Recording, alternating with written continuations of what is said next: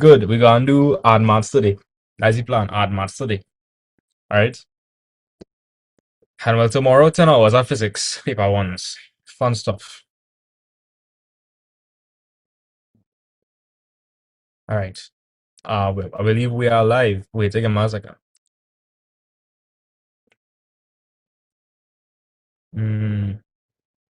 You guys, welcome. My students have a message for you all. In 3, 2, 1. Let's tell them a message.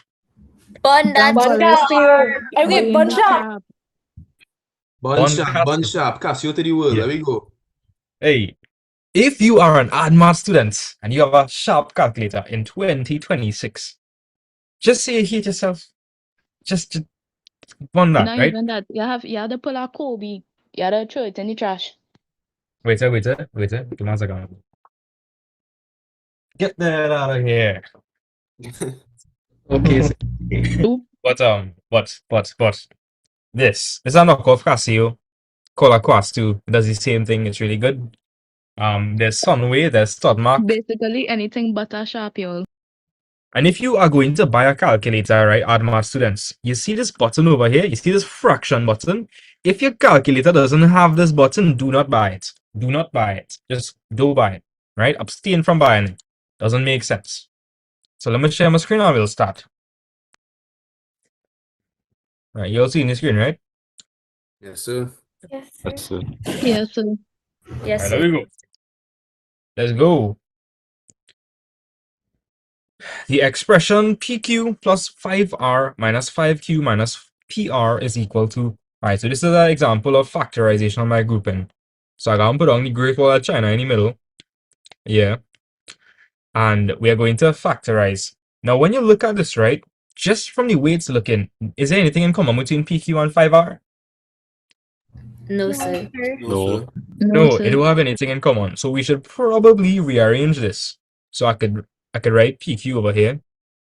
But it's kind of fat. Give me a second. Let me just change the size of the pen. Right now it's like fat man Bob. Give me a second. Alright, so I'm gonna write back PQ. What should I put next to PQ? Minus PR. Minus PR. I could put minus PR right here. Cool. Then I could put back 5R. Put back minus 5Q. Okay, good. Now we're gonna put on Great Wall of China in the middle. Right. Let's see anything I could factor out from here. P, sir. P. Factor out P. If I factor out P, what I write in inside? Q minus Q R. minus R. Right? Now, if you do this correctly, automatically, you're supposed to get a Q minus R here, and Yes, sir. Yes, sir. well, look at it. 5. You should have pull out 5. You should have pull out 5, right? Positive 5, that is. So notice we have Q minus R here, and we have Q minus R here, so we can pull out the Q minus R. Sir, Yeah? I think we have to pull out -5. Oh, yes. That's correct. Let me just scoop this around. Give me a second. Minus 5Q plus 5R. As you can see, we're supposed to get back minus 5Q. If I put positive 5 here, will I get back negative 5Q? No. No. No, sir. No, so I have to put negative 5 here. Let me just verify it again. P by Q, right.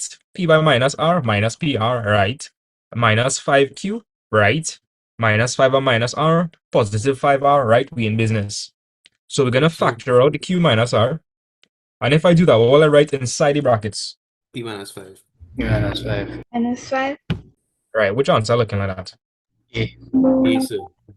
Right. Yes. If you are confused, remember, multiplication is commutative. We don't care about the order, right? It still means the same thing. So this is equivalent to P minus 5 by Q minus R. Everybody okay with that one? Yes, sir. Yes, sir. Yes, sir. All right, cool. Olive, don't forget to share the live and thing. Tell your friend, tell your auntie, tell your uncle, tell everybody. All right? Come on, moment. Tell everybody, right?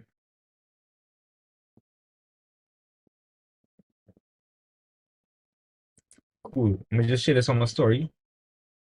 Because odd maths people, real rare boy. Like, I just hardly see any odd maths people. Is like, what is this about? All right, let me go. Frightened, sir. So when x cubed minus 7x squared plus 2x minus 1 is divided by x plus 2, the quotient is... All right, so do you guys know what quotient means? Remainder. It's like, The answer after it was divided. yeah. Right. So like, let me explain. So if you want to do this question properly, you have to do polynomial long division. So I'll do that quickly. Did that real fast. So we have x cubed here minus 7x squared plus 2x minus 1. I'm going to speed run this, right? Okay. What multiplied by x will give me back x cubed? X squared. X squared. Right? I'm going to multiply everything here by x squared now. That's going to turn to x cubed plus 2x squared.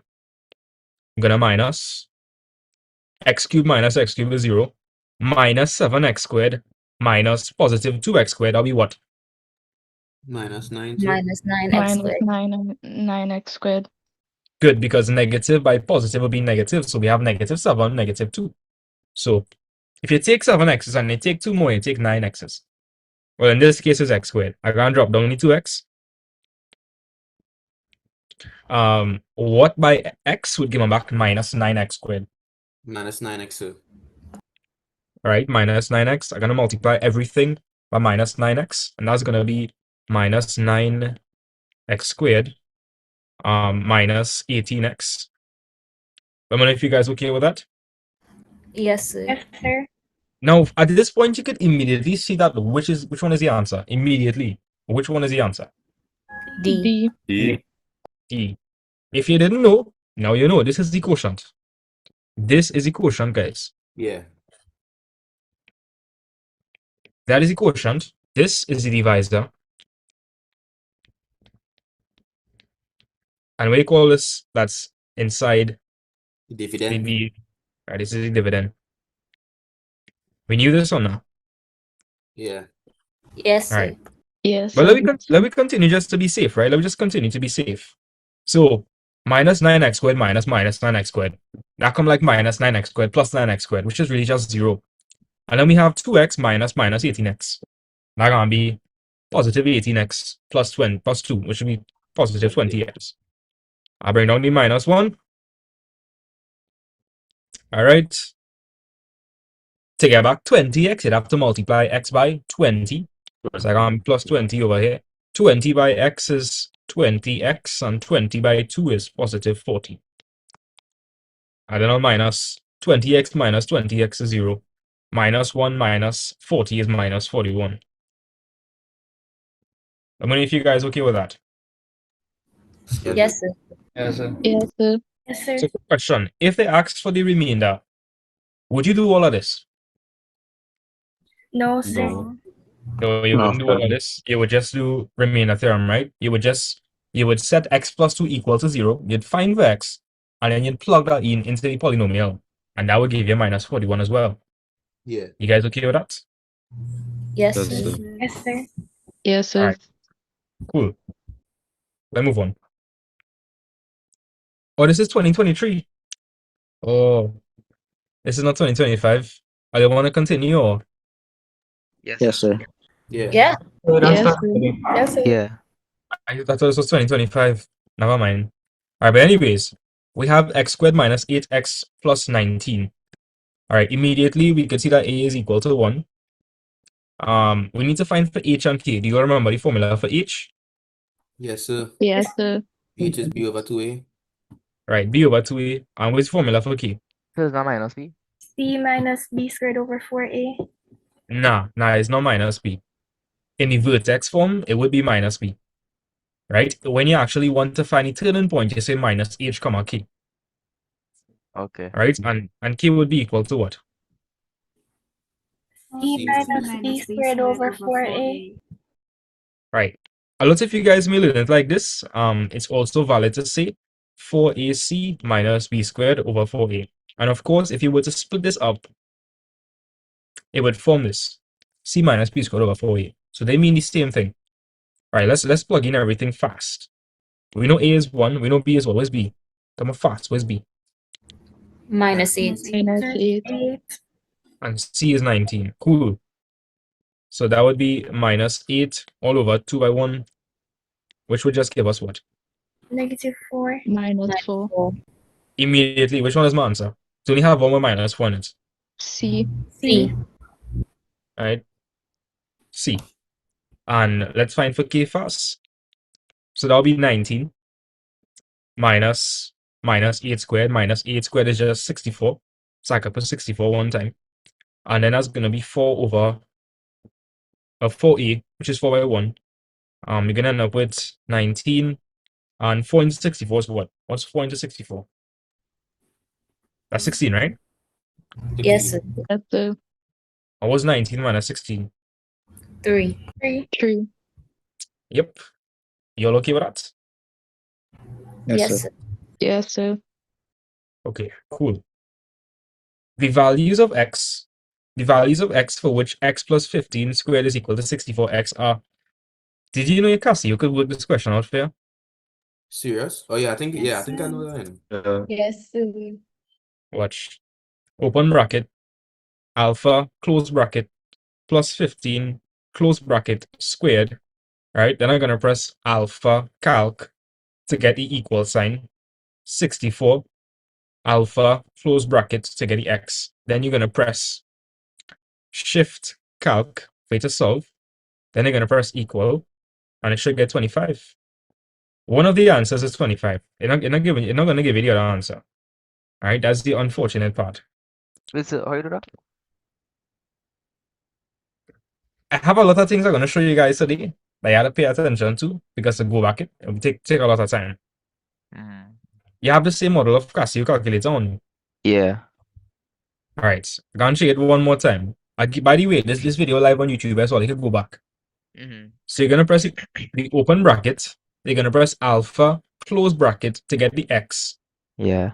Plus 15, close bracket, x squared to get the squared. To get the equal, you're going to press alpha, calc, it's color coded, red and red. Then you're going to press 64, alpha, close bracket to get the x. Then you want to solve it. So you're going to press shift, calc. Then you're going to press the equal button. And you should get 25. Some of you all might get 9. Yes. And I had a 9 or 3. All right. I got 9. So the answer is clearly. So what's the answer? The answer is clearly what? D, sir. D? The answer is clearly D. Yeah. Somebody was saying something, but I'll show you guys how to work it. Like that's not a problem. Yeah, I was like wondering, right? If you had expanded the brackets on the left, right, and it just became x squared plus 30x plus that would be 225 is equal to 64x, and you brought it across and you use a polynomial function in the calculator, wouldn't it give you both values? It would. Right? If you were to expand this, you'd get x squared. You would get 15x plus 15x, which is what? What's 15x plus 15x? 30x. Please, yeah.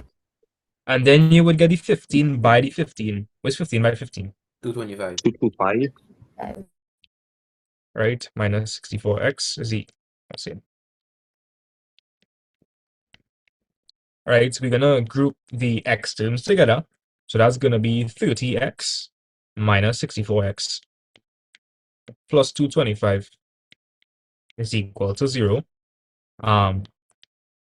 30 minus 64, that's minus 34x plus 225. Did I do any arithmetic over there wrong? If I did, you'll let me know, right? No, sir. Correct so far. But you can't see your calculator, you're gonna press menu. You want to go down till you see the xy equals 0. You press that. You're dealing with a polynomial, so you're gonna press 2. We have a polynomial of degree 2, so I'm gonna press 2. My coefficient for x squared is 1, so I'm gonna put 1. My coefficient for x is minus 34, I'm gonna put that. My coefficient, well, my constant term is just 225, so I just put that. 225. X1 is 25, and x2 is 9. Bam. I get the answers. Yes, sir. Now, if you have a different model Casio, chances are you have to press mode, and you should see L5 for equation. People that have this type of Casio, when you press mode, do you see this? Yeah, you have to press mode. You gotta Yes, click sir. 5, and then you'll see the different options. And you'll have to press 3, which is ax squared plus bx plus c. Right? So we get to 9 and 25. Cool. So the answers are going to be 9 and x is equal to 25. Now get this. There's another way you could check to see if your answer is correct. So here what? In maths, when you're trying to solve an equation, you're trying to make the left-hand side equal to the Right-hand side. right-hand side. So when I plug these answers into this equation, it's supposed to make the left-hand side equal to the Right-hand side. cool. So here what I gonna do, right? I gonna test this real fast. Let me try 3, right? Let me try 3. So anywhere I see x, I replace it with 3 and see what happens. So if I plug in an in here, I'll say 3 plus 15 squared. 3 plus 15 is what? What's 3 plus 15? 18. 18. Alright, so I'm gonna put 18 squared. Okay, again, 324. So when I put 3 into this, I'm supposed to get 324, right? Yeah. Let me see. Yes, sir. No. Doesn't work. Doesn't work. No, sir.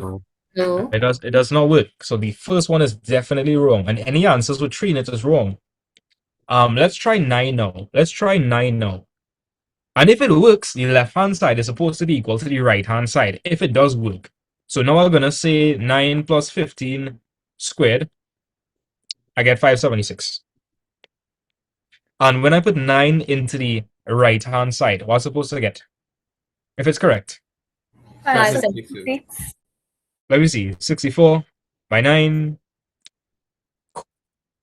576. So any answer with 9 has to be correct, right? Yes, sir. Right? Yes, sir. So we double down with B or D. The only difference between B and D is I have 5 and 25. So then you could just plug in 5 and 25 and see which one works. Yes, sir. I don't think it hard. So when I put 25 into the left-hand side, let me see what we get. Let me see if it works. So 25 plus 15 squared, I get in 1600. So when I put 25 into the right-hand side, if it's correct, what am I supposed to get? 1600. 100. Let me see. 64 by 25. Are they trust any maths? Yes, sir. Bam. 1600. So there's multiple ways you could work these questions out. And you don't have to solve anything. Alright? There's a bunch of ways you could work it out without solving anything. And chances are, anytime you have an equation and they're giving you options, all you have to do is just plug the options in and see which one's satisfying the equation. And of course, satisfying just means the left-hand side is equal to the Right-hand side. Right-hand side. cool. Nice. The roots of the equation are, okay, so if you forget the discriminant formula, you could literally plug this into your calculator and see for yourself, right? So let me do that quickly. Again, I'm going to go to equation slash function. I'm dealing with a polynomial of degree 2. My coefficient for x squared is 3. Press equal. My coefficient for x is minus 6. Press equal. And for c is minus 5. Right. Is that a real number?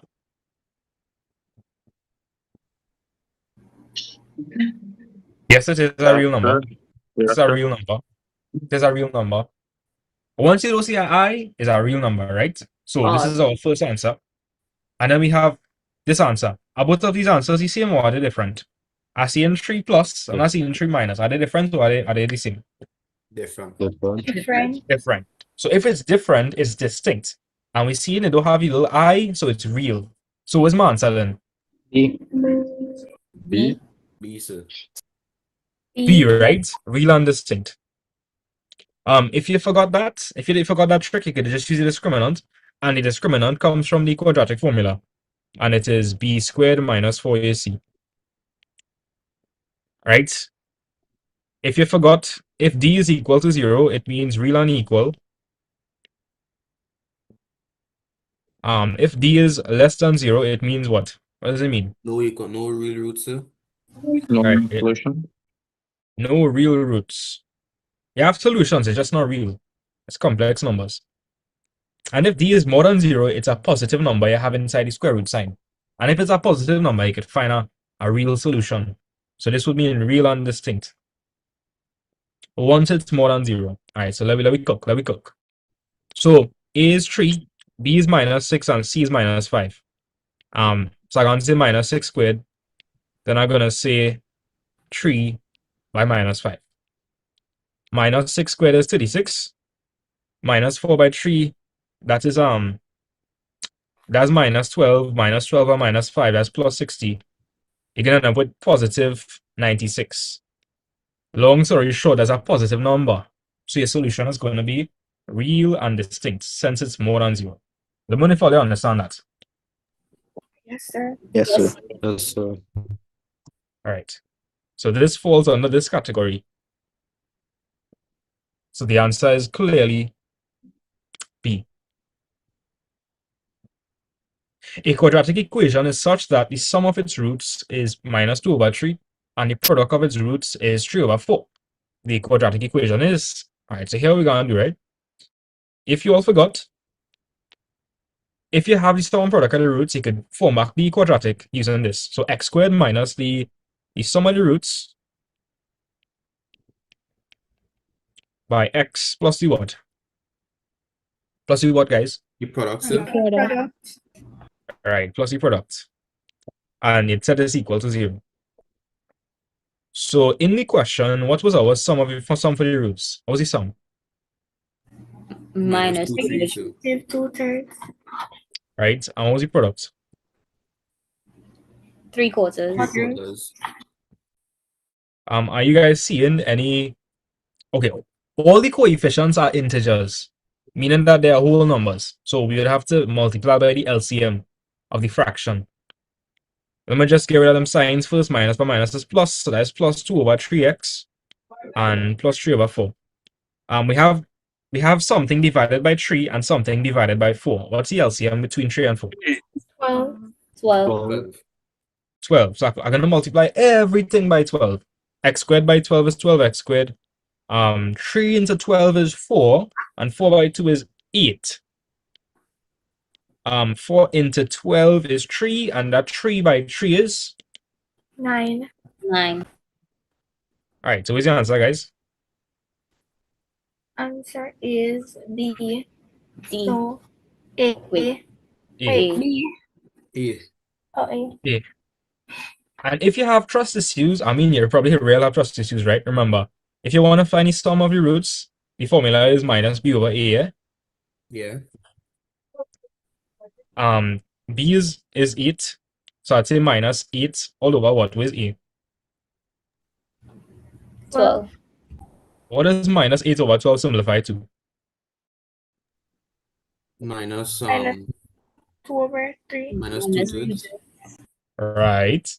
And remember, the product of the roots is just c over a. Yeah. And we found c to be what? 9. 9. 9. And we find a to be 12. Come What is 9 over on. 12? What does 9 over 3/4. 12 simplify to? 3 quarters. Everybody okay with the answer? Yes, sir. Yeah. Yes, sir. All right, cool. There's another question you could solve completely in a Casio. Completely. Right, so here what? If you want to solve this in a Casio, you'll have to write it as a quadratic. You'd have to write it as a quadratic equation first. So here we're going to do. To do this, you can multiply throughout by 2 minus 3x squared. Long story short, when you work it out, you'll end up with something that looks like 5x minus 2 multiplied by what? 2 minus 3x. 2 minus 3. All right, 2 minus 3x, and I'll be more than equal. Well, you're multiplying both sides by something, but 0 by anything is what? What is 0 by anything? What is 0 by anything? 0. 0. 0. From here, you could just expand it out. If you're expanding it, you follow these arrows. And you can just plug this into your Casio, and the Casio will, give you the answer. But I'll show you guys the full way to be working as well. So 5x by 2 is 10x. 5x by minus 3x, that's minus 15x squared. Minus 2 by 2 is minus 4. and minus 2 by minus 3, that's plus 6. So plus 6x is more than or equal to 0. I want to put it in the form of a quadratic, so I'll put the x squared term first. So I'll say minus 15x squared. Then I'll see in 10x over here and 6x. It's 10x plus 6x. 16x. 16. Right? Minus 4. Let me know if you guys okay with that. If I made any arithmetic mistakes here, let me know. Yeah, so Yes. we're good. Think we good? Yeah. All right, let's plug this into our Casio now. All right, okay. What you want to do is, wait, right, you want to press inequality, right? So you're going to press menu setup and you're going to go to the inequality. You're going to press the inequality button. We're dealing with a polynomial of what degree? 2, sir. 2. Good. So which option am I looking at? 3. 3. I'm looking at option 3. So I'll say minus 15. Cool. I'll say 16. Yeah. Minus 4. Cool. And here what? You know that the denominator, it cannot be equal to what? 0, sir. 2 Well, thirds. the denominator cannot be equal to 0. So x cannot be equal to 2 over 3. So anywhere you're seeing less than or equal to that equal to part, that's wrong. So our answer from our calculator is really 2 over 5 is less than or equal to x is less than 2 over 3. And you understand why it cannot be equal to 2 over 3, right? Yeah, sir. Yes, sir. All right. Right there.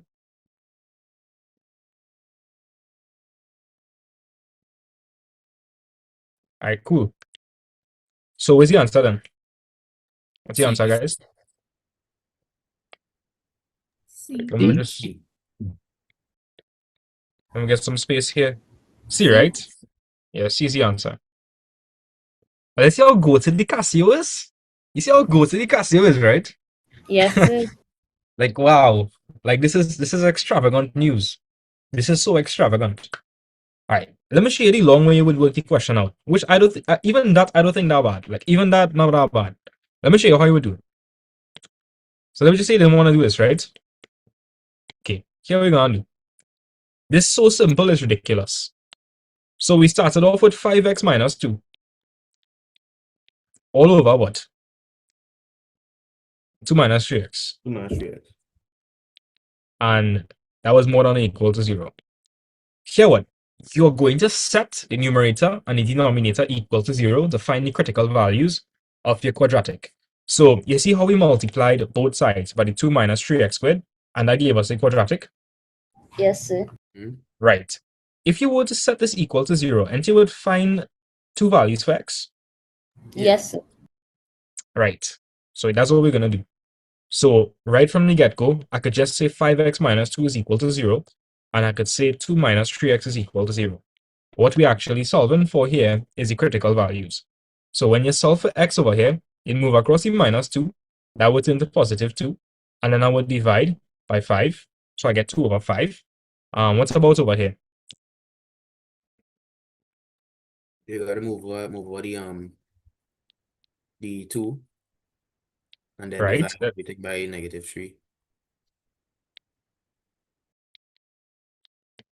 Cool.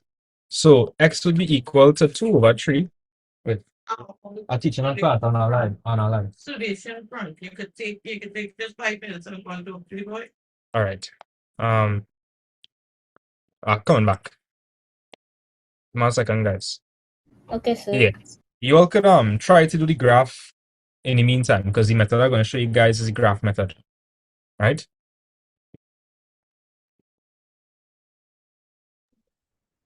Okay, to keep everybody entertained, most of the people on YouTube. What we're gonna say? Burn the shop.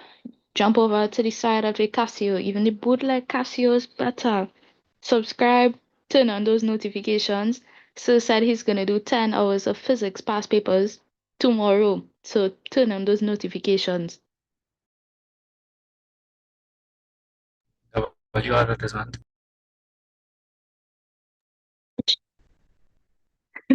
We have nothing to say. Anybody else have anything they want to tell the audience?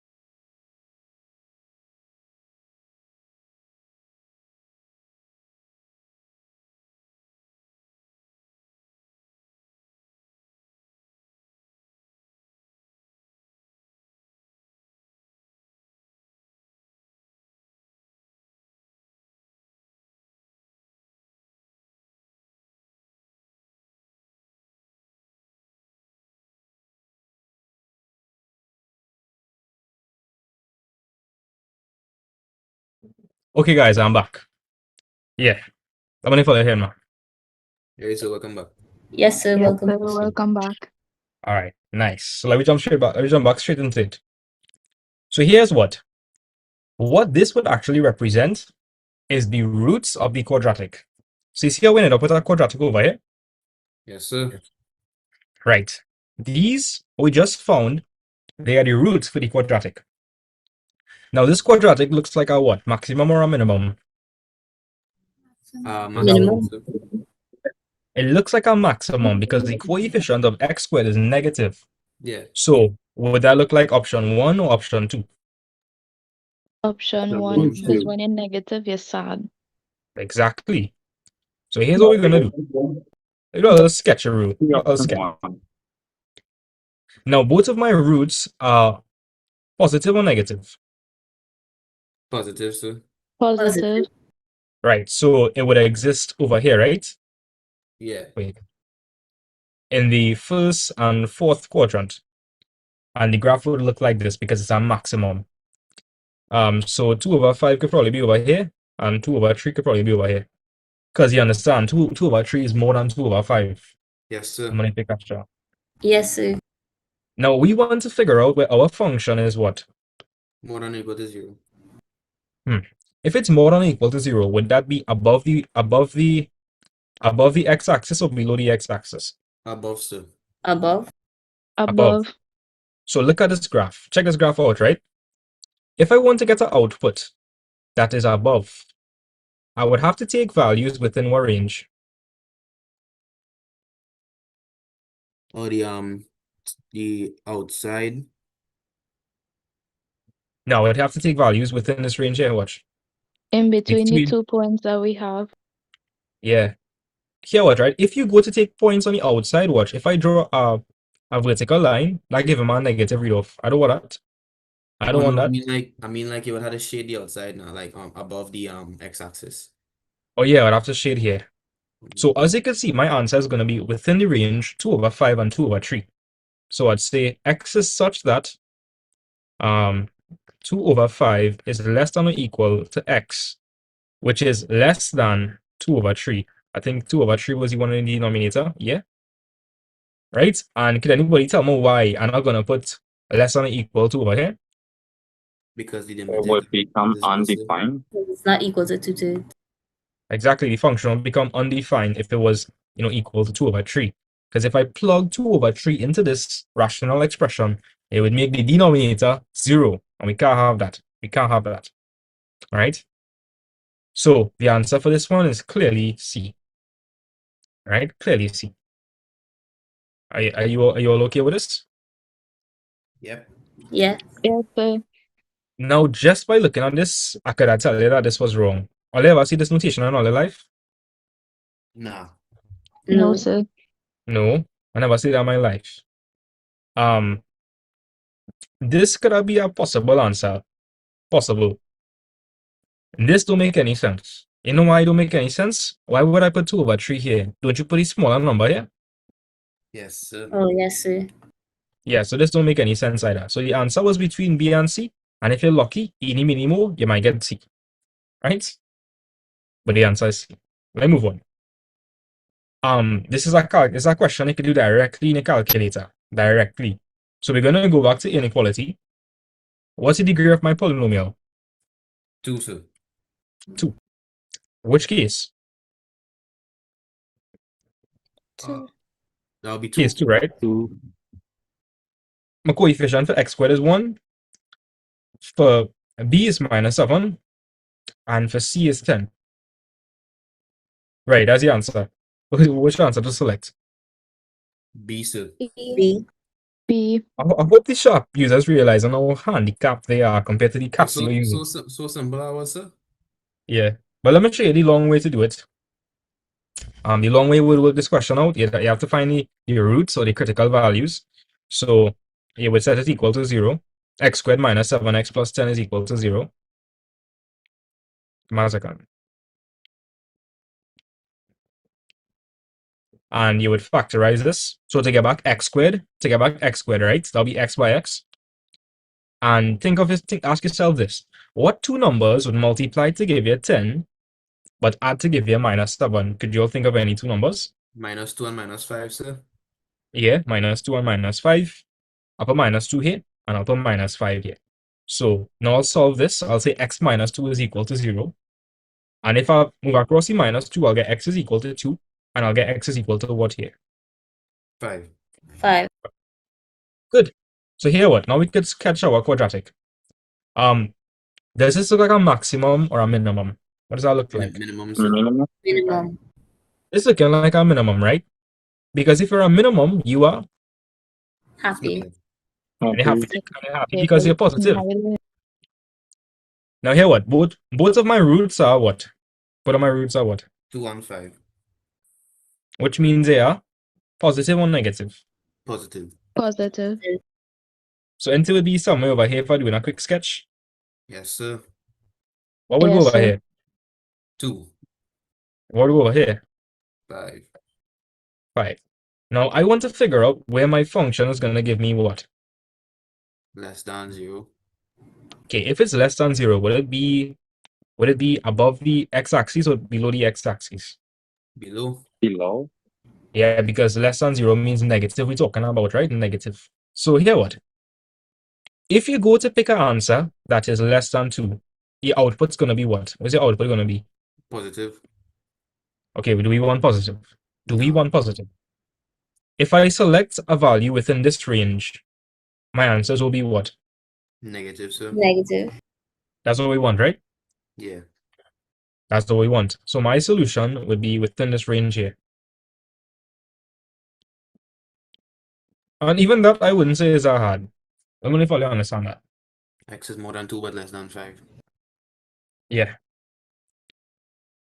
You guys okay with that? Yes, sir. Yes, sir. All right. Let's move on.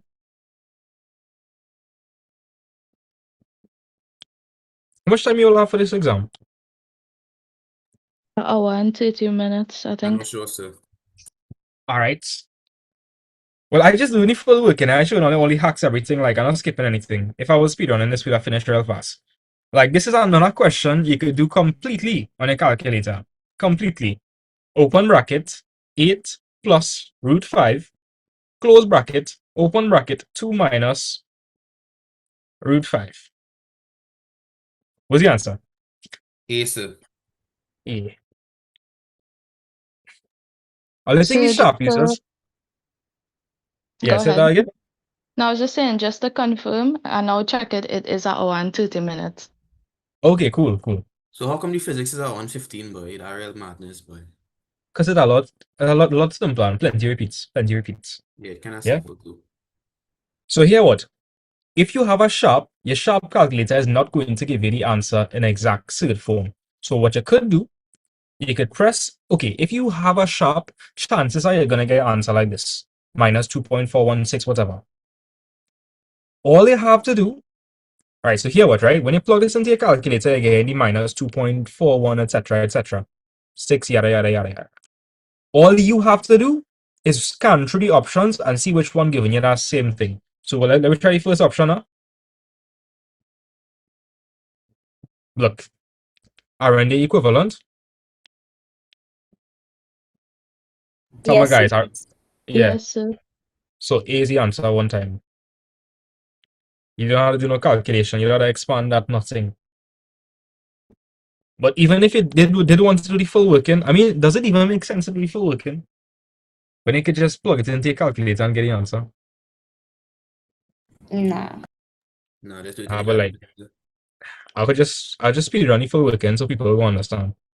I tell you, like, I can't do shortcut thing like that. I don't know. I don't like. It's like I have OCD or something. So if you wanted to expand this, you do it like that. So I'd start with 8 by 2. 8 by 2 is 16. Then I would say 8 by minus root 5, which is minus 8 root 5.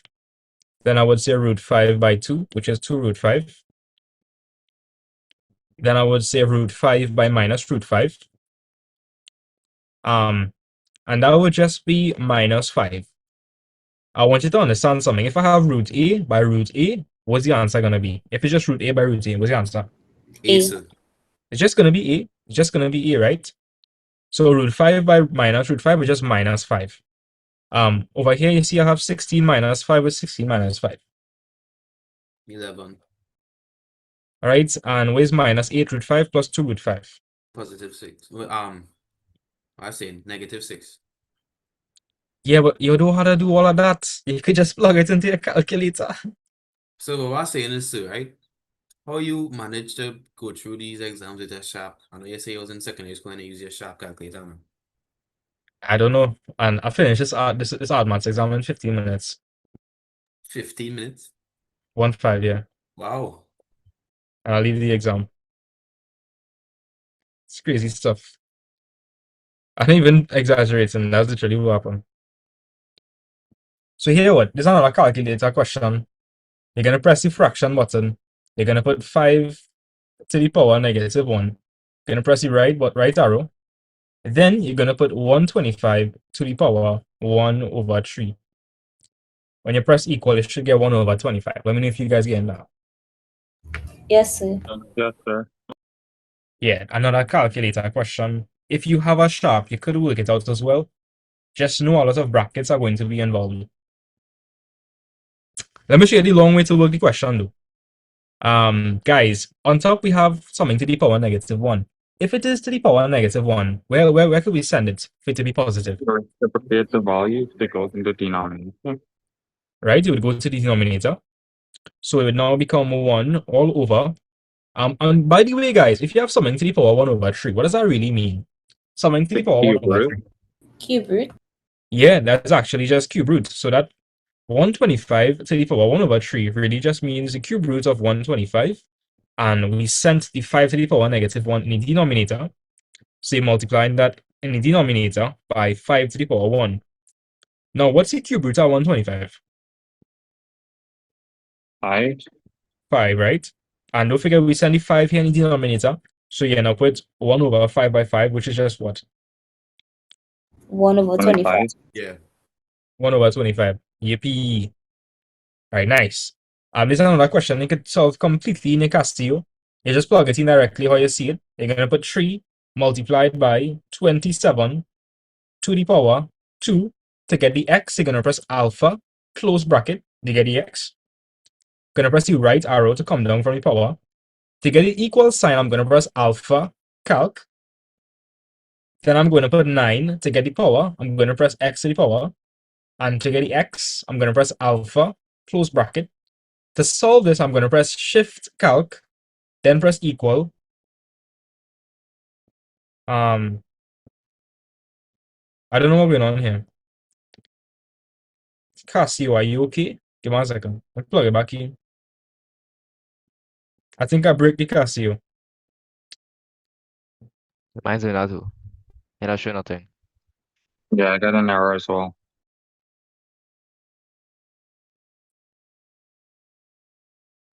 Oh, look, I get the answer. I think we plug in something wrong. But the answer is B.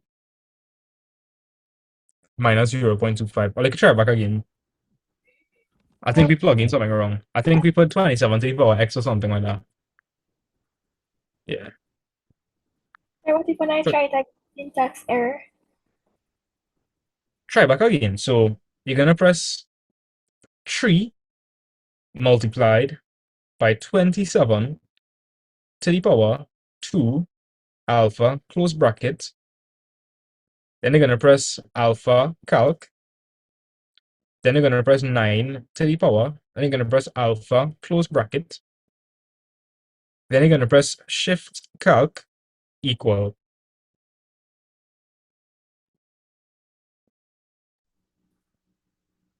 I think maybe mine just doesn't work it out like this. Probably. Yeah, that's okay. Let me show you guys another way I'll work the question out.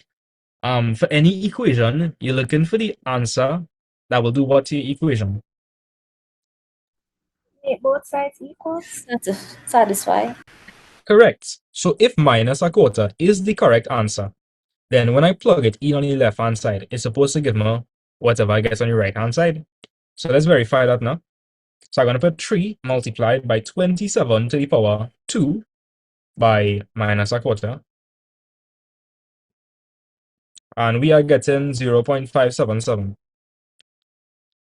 Now, when I plug that into the right-hand side, what's it supposed to get?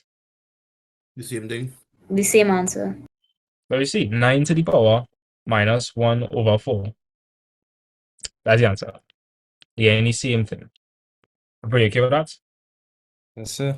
Yes, sir. Now, the other way to do the question, of course, is just, get like one term on either side that have the same base so you can equate your powers. So, the simplest base here is 3, right? I could write 27 as 3 to what power? 27 is 3 to what power? Oh, Power 3. Right? 3 to the power 3. And that was raised. Okay, so this over here is 27, right? This is the 27. This was raised to what power previously? 2x. 2x. This was raised to the power 2x. And this is going to be equal to, remember, we're writing everything in terms of base 3, right? I could write 9 as 3 to what power? 2x. Well, 2. And that was raised to what power? X. X. Right, that was raised to the power x. Good. So when you work this out now, if you're raising a power, it's a power. Where do the powers? You multiply. So if I raise 3 to the power 2x, I'll become what? 6x. 6x. And over here, this would just become 2x, because 2 to the power x is just 2 by x. You have the same base, and you multiply until you add the powers. So this would turn into 1 plus 6x is equal to 3 to the 2x. I have one term on either side that has the same base, So I could just equate the powers. So I'd say 1 plus 6x is equal to 2x. I can move across this 2x over here. And I can move across this 1 over here. So that'll be 6x minus 2x. And since I'm moving across the 1, what do you 1 return to? -1, 2. -1. Right, 6x minus 2x is 4x. So 4x would be equal to -1. I want to find for 1x though, so I divide both sides by 4. And which way, you see I get my answer? I get the -1 over 4. So there are multiple ways to get to the question. The easiest way, if you forget all of this, just plug your options in and see which one satisfies the equation. That's all. And you'll have a Casio, so that's not going to be hard. Yes, sir. Everybody okay with this? Yes, sir. Good. Yes, Afternoon, sir. by Yes, the way. sir. Yeah, I was hearing your voice, Nicola. I was like, where were you? You were missed. Sir, I was combining chemistry past papers into one document because I find like going through past papers, it would be longer than just going through it on a whole document. That's it. I see. Well, good to have you. Good to have you. Sir, So here what? This is another equation. The correct value for x will do what to my equation? Satisfied. Satisfied. It will satisfy it. So let me see how long it will take to find the answer now. Let me see. I think the answer looking like, just from observation, probably 3. Yeah, by Well, four months. let me try 3. Let me try 3 quickly. So I'm going to put log base 2. If I plug in 3 into it, that'll be 5 by 3 plus 1. Then minus log base 2. 3 by 3 yes, sir, that's correct, sir. minus 2. I want to know how I look at it and see the answer. Because 11 would have been too much. 5 would have been too much. 3 would have been an option, but no, 3 would have been the answer, but 2 would have been an option too. But if you plug that in, it would have been less. Not quite. The reason is simpler than you all think. Here what, right? Let me ask you a question. You all know what the log function does? Yes, there's find out for the power instead of the product. Good. So if I had log base 2, 8, what's the answer? 2 to what power is 8? 3, sir. 3. So here what I thinking, like when I look at this question, I trying to find a value for x that would make this some multiple of 2. If you understand what I'm saying. Like, okay, some multiples of 2 is like, okay, 1 by 2 is 2. 2 by 2 is 4. And it just goes on. So like 2, 4, 8, 16, so on and so forth, right? To the 2. And all these will be different powers of 2. This would be 2 to the power 1, 2 to the power 2, 2 to the power 3, 2 to the power 4, 2 to the power 5, so on and so forth. So I'm looking for a value for x that when I plug it in here, it will be some power or some multiple of 2, something of that sort. Let me show you something quickly, right? When I plug 3 into this, what's 5 by 3? 15. 15. What's 15 plus 1? 16. Log base 2, 16, isn't that just 4? Because 2 to the power 4 is 16. Yes, sir. Yeah. Let's try it over here. 3 by 3 is what? 9. 9 minus 5 is what? 4. Isn't log base 2 4? Just 2? Yes, sir. Because what would you raise 2 to the power 2? Okay, what would you raise 2 by to get 4? 2 to what power is 4? 2. Right. So I hope you understand what I mean. Like, again, I got 16 and 4. I run 16 and 4. Just 2 to some power. Yes, sir. So that's what I'm looking for, right? If I put 11 here, I will get 56. Is that 2 to some power? No. No, at least not 2 to some integer. Right? It'd be 2 to some irrational number or something. What about 5? If I put 5 into this, I'll get 26. Is 26 2 to some whole number? No. No. If I plug 2 into this, that'll be 10. 10 plus 1 is 11. Kilani, is 11 2 to some whole number? Nah. Nah, so I hope you understand the intuition. When I look at this, I'm looking for a number that'll give me a nice number, like a nice number that's 2 to some power. So when I plug in 3, I get 16. And I can write 16 as 2 to the power 4. Yes, sir. Yeah, when I plug 3 into this, I get 4. And that's 2 to the power 2. Yes, sir. Yeah. So when I look at this, that's what I was scoping for. So the answer is immediately C. If you don't want to use the intuitive method, I suppose you can just do the long thing. So you have the same base here and you minus 10. So you just use the quotient rule. So this would turn to 5x plus 1 divided by 1. 3x minus 5. 2x minus 5. Right? And okay, I want you to understand that for you to drop your logs, you must have the same log base on either side. So I could write 2 as 2 by log base 2 what? 2, sir. 2. Right. Then I could use the power law to bring up the 2 here. And that would turn to log base 2, 4. So now we have a single log term on either side, so I could drop the logs. When I drop the logs, what will happen? Equate the powers. Well, I would just equate these terms here. So 5x plus 1 over 3x minus 5 is equal to 4. You would cross multiply. And if we cross multiply, and you're going to multiply this by 1. 1 by anything is the original thing, so I'll say 5x plus 1. And we're going to multiply everything here by 4. So 3x would turn to what? Or would 3x turn to? 12x minus And 20. right, because minus 5 by 4 is minus 20. I can move across the x terms. So I would end up with 5x minus 12x.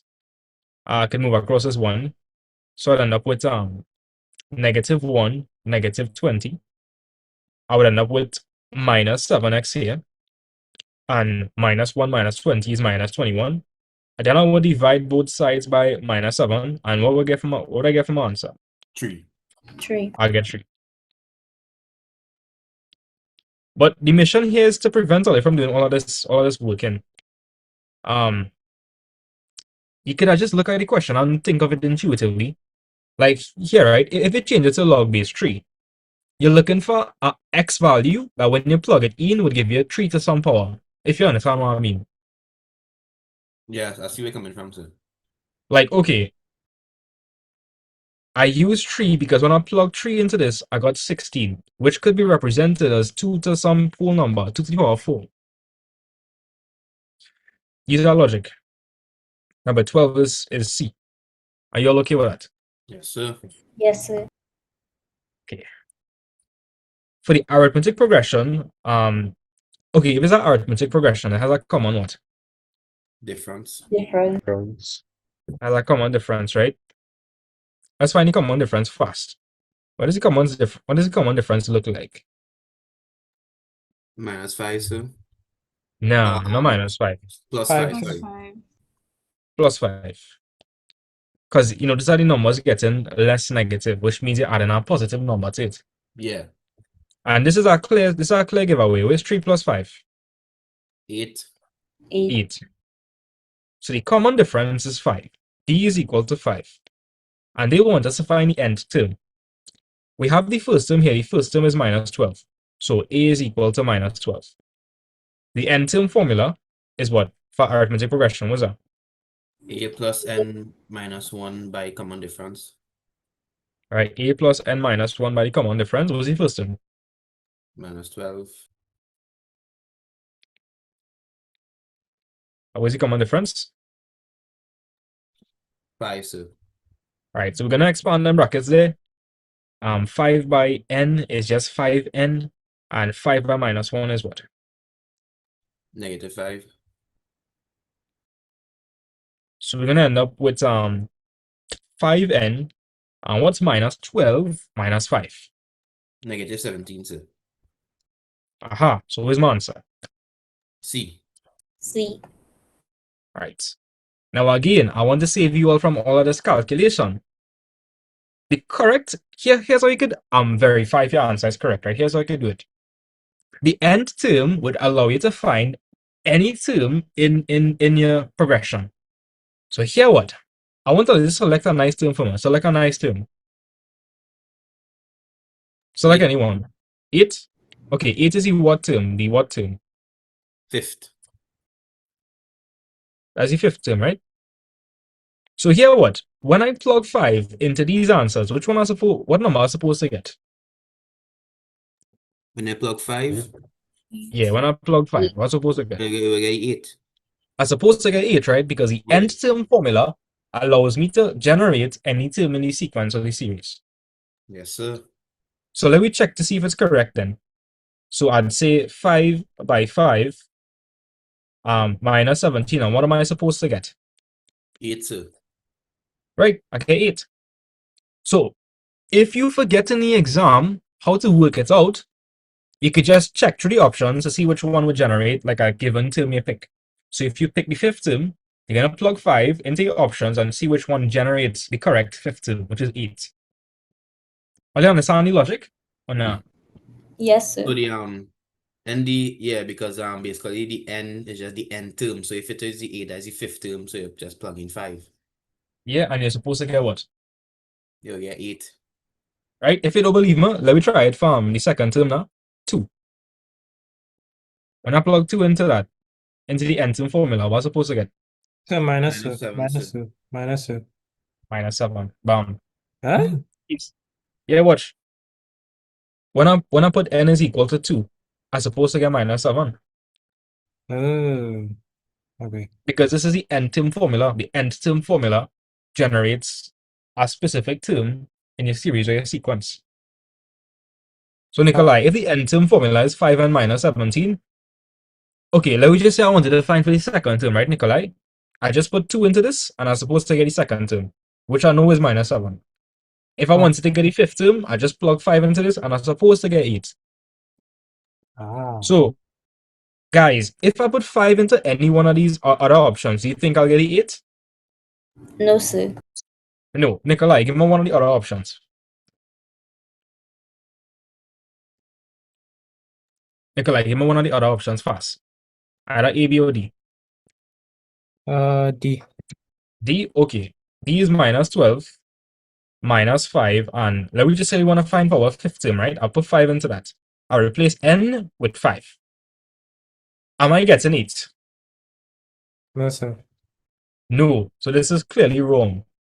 I don't understand how they could, using a calculator, they could just go by the process of elimination. Yes, sir. Okay, and Nikolai, if I use C and I put 5, what's supposed to get? You're supposed to get 8. Bam. I get 8. Yes, sir. Right, let's move on. 14. Or you could just plug this into your calculator, guys. Come on. Yes, sir. You're gonna press Shift X. If you have the other Casio, you'll have to press Shift Log. Right? People that have the other Casio, can you see the little sigma? Yes, sir. Like you see the little sigma above the log? Yes, sir. We seen it, sir. Yes, sir. Right. So obviously we're gonna use X instead of key. So to put in your nth term expression, you're gonna press 1 all over X. To get X, you're gonna press alpha, close bracket. You're gonna put in 1 for your lower limit of summation. And then you're gonna press the right arrow to go to the upper limit of summation, and you're gonna put 3. Let me know if you guys have this in a calculator. Yes, sir. Yes, sir. Yes, sir. You can press equal now. Bam. What's the answer? You have D. number 6. D. D. It's real cool, boy. Yeah. I feel bad for the people that are missing out on the session today. I showing only like guaranteed ways to get full marks in the hard maths paper. One is like I didn't even know you could do that. showing only all the hacks I use in my time. And obviously, if you don't have a sharp, if you don't have a Casio, that's the proper way to say it. If you don't have a Casio, you'll have to work it out manually, I suppose. So let me show you how you work it out manually. This is what you're going to use to generate your nth term. This is where you're going to start with. So I'm going to start by plugging in 1. So my first term would be 1 over what? 1, sir. 1. Right? Then my second term would be 1 over what? 2. 2. And then I'm going up to 3, right? So my last term would be 1 over 3. Yeah. So you plug this into your calculator and you get your answer. But hear my logic, right? Hear my logic. Right? You know for a fact your answer will be more than what? More than one. More than one. So if it's more than one, would that be a proper fraction or an improper fraction? By improper fraction, sir. Improper. For sure. So the answer had to be D. The answer had to Yeah. be D. A little find like this low key is than the maths paper one. I find so, boy. Yeah. Ways. Because you have your calculator, you know. It's not like you don't have a calculator and you can do anything with your Yeah. calculator. And plus, this is 45, so you can finish quicker. Correct. All right. They want me to figure out what value this converges to. Cool. You remember well, that only works for a GP, right? And when the common ratio is less than 1. So here what? We first need to figure out our common ratio. To find the common ratio, R, that would just be the next term divided by the previous term. So give me like a pair of terms. What do you want to use? 4/3 divided by -2, sir. Right? So you want to use the second term and divide that by the first term. Yeah. Right. When you work that out, Mm-hmm. you're supposed to get 4 over -6, which is -2/3, I think. Yeah, I get -2/3, sir. So the common ratio is -2/3. You remember the sum to infinity formula? Is it Sum to A? infinity is equal to A upon 1 minus R. Yeah. Nah, it's just it's E over 1 minus R. That's what you say, right? Yeah, that's what you say, sir. All right, nice. So what's my first term? What is my first term? Minus. -2. And then I'm gonna say 1 minus -2/3. Gonna plug that into my calculator, into my Casio. Or I can believe teachers in school just tell their advanced students to get a sharp calculator. You can believe that? What? No, I Yeah. cannot. So, That's next level okay. betrayal. So my teacher never tell me anything about that. He said just get any calculator.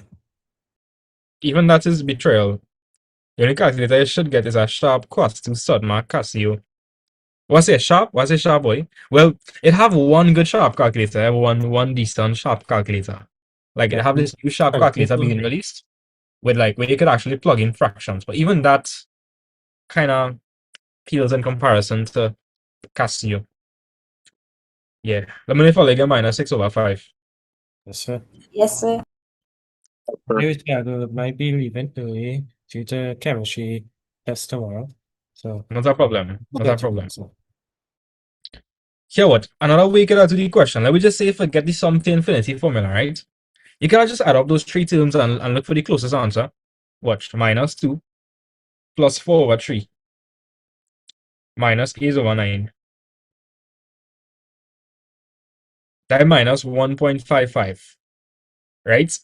Here what? Just look for the closest answer. Where's the closest answer to minus 1.55? Is it not C? yes, sir. Yeah. Yes, sir. This so It can be, easy. it can be B because I positive and well, you know. Can be A, Negative that is B, 6. And can be D, that's -6. Yeah. So immediately, your answer is C. Kilani boy. You see how easy this is? You see how easy this is? But It's crazy, right? sir, honestly, Yeah. being with you, I never know these hacks. So I can now learn these hacks. Yeah, these hacks are giving all them secrets. Right? Alright, a line L passes through the point 6,5 and is perpendicular to a line whose equation is 3x plus 4y minus 7. The equation of L is, okay, a real easy way to work this one out. They say in the line L passes through what point? 6, 5, 5. sir. If a line passes through a point, then the point is supposed to do what to the equation of the line? Satisfied, sir. 5. Satisfy it. So x is equal to 6 and y is equal to 5. So the answer that's correct, when I plug in 6 and 5, it's supposed to give me something equal to what? Supposed to give me what? Well, 0. Supposed to give me 0, right? So here, I want to pick an answer. And let's just start, let's plug it in. Pick an answer. Let me try A, sir. C. A? A? Okay, I'll try A first. So anyway I see X, you're going to put 6. Anyway I see Y, you're going to put 5. So I'm going to say 4 by 6 minus 3 by 5. minus 9. When I press equal, what am I supposed to get if it's correct? 0, sir. Ah, that's the answer. That is so easy. That's so Look how easy. quick we get through that. Wait.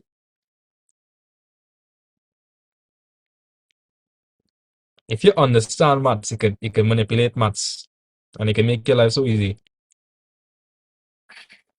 It's easy, boy. Everybody okay with the hack, right? Yes, sir. Yes, sir. You're just passing through a point so you know, well, you have your X and Y value. And obviously, if it passes through the point, just satisfy the equation, so you can plug it in. Correct. If a point passes through a line, or vice versa, it will satisfy the equation. So, like, if you have a line and it passes through a point, so, like, let me just give you an example, right? If I have a line here, I just call this line L. It's line L, and it passes through 6, 5. These values here are supposed to satisfy equation of line L. I'm gonna follow you okay with that. Yes, sir. Yes, sir. Now, I suppose maybe you want to see the full working. Sure. If the line L is perpendicular to this line, then the gradient will be what? Take it say that again, sir.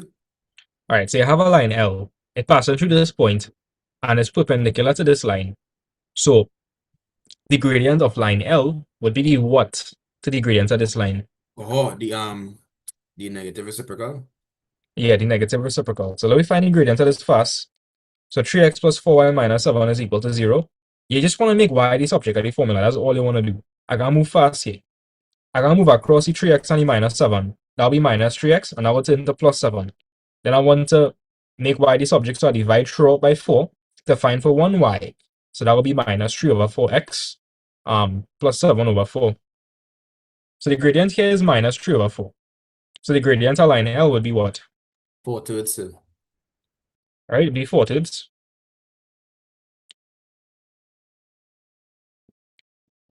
Cool.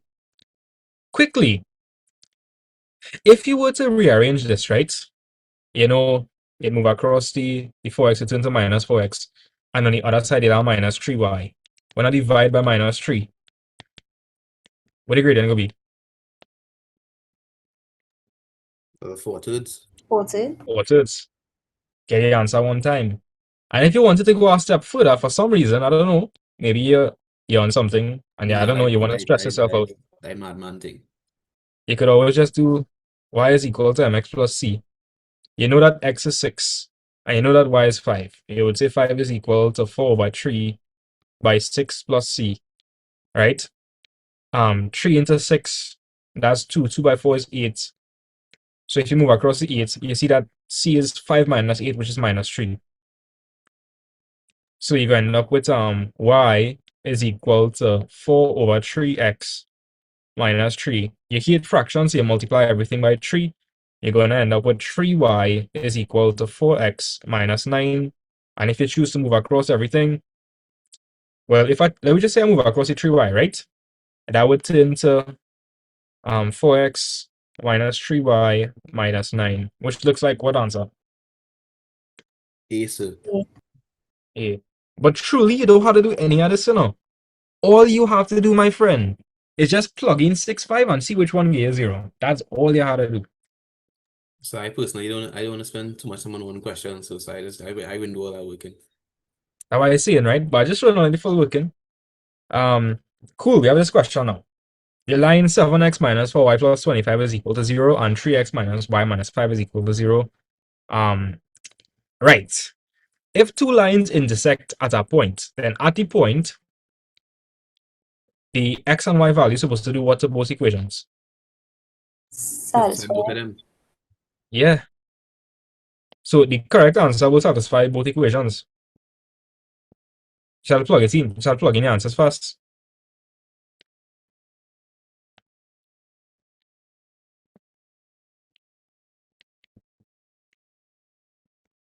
So pick an answer and plug it in. Let me try 922 now, sir. Like I already know the answers. That's not the correct answer.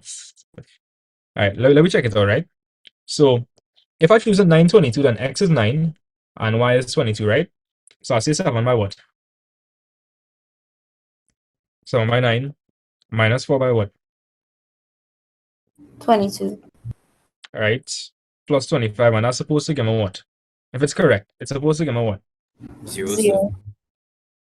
Does give me 0. Good. Let me try for the other one fast.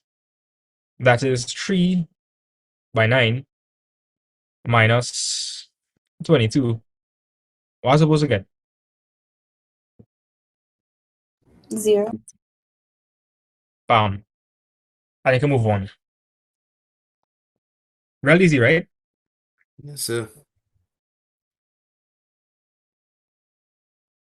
So everybody okay with that? I feel I should just try one more point Yes, just to make sure, sir. 'Cause just to, you know. Sure. Trust issues. It's not a problem. You try 510 and see.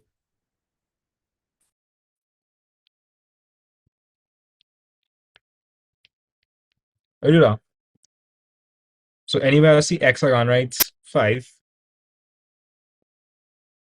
And anywhere I see y I go write what? 10. 10. Okay. Again, 0 here.